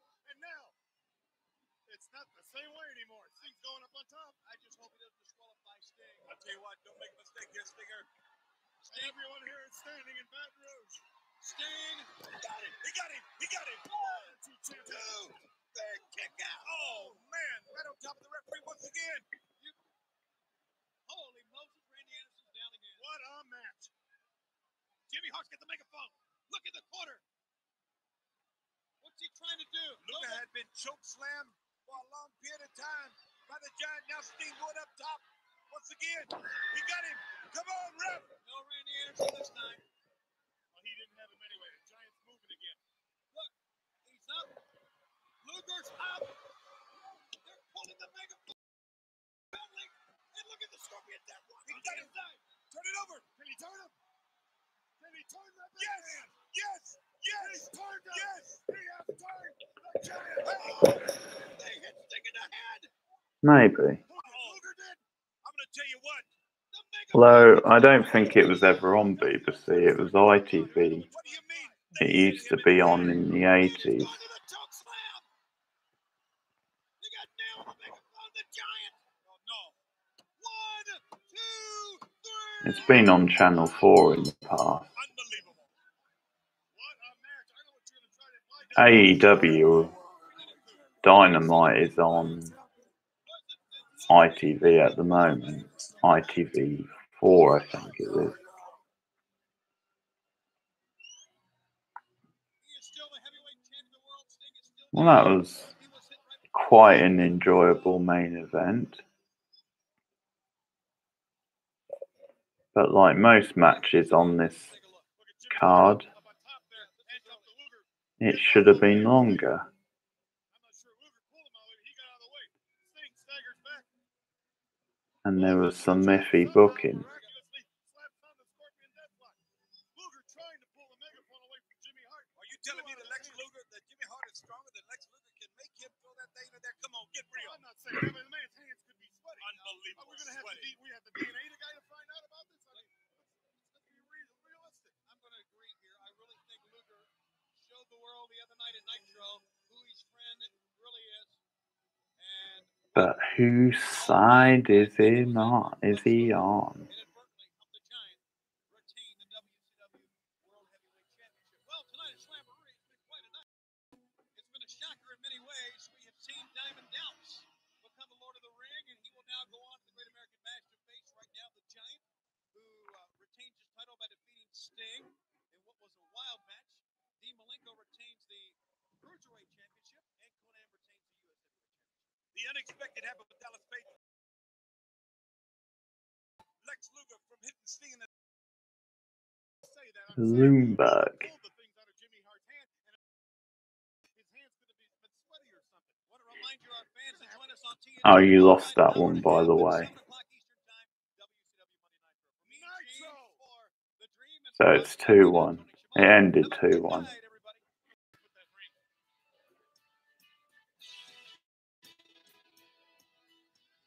Although not really 2-1 because you weren't up against anyone, but you got one right anyway out of 3.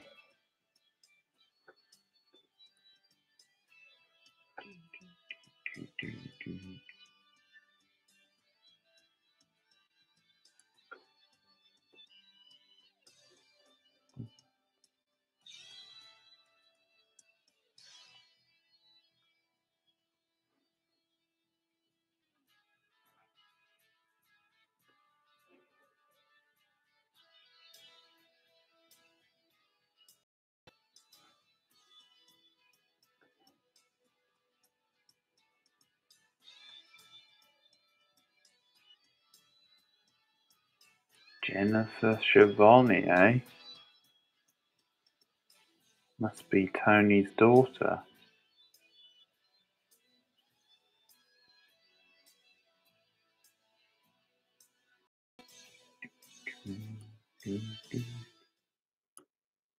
Okay. So that's the stream. Thanks, guys. And tomorrow night I'm going to the Extreme for ECW Barely Legal 1997. So look out for that stream tomorrow night.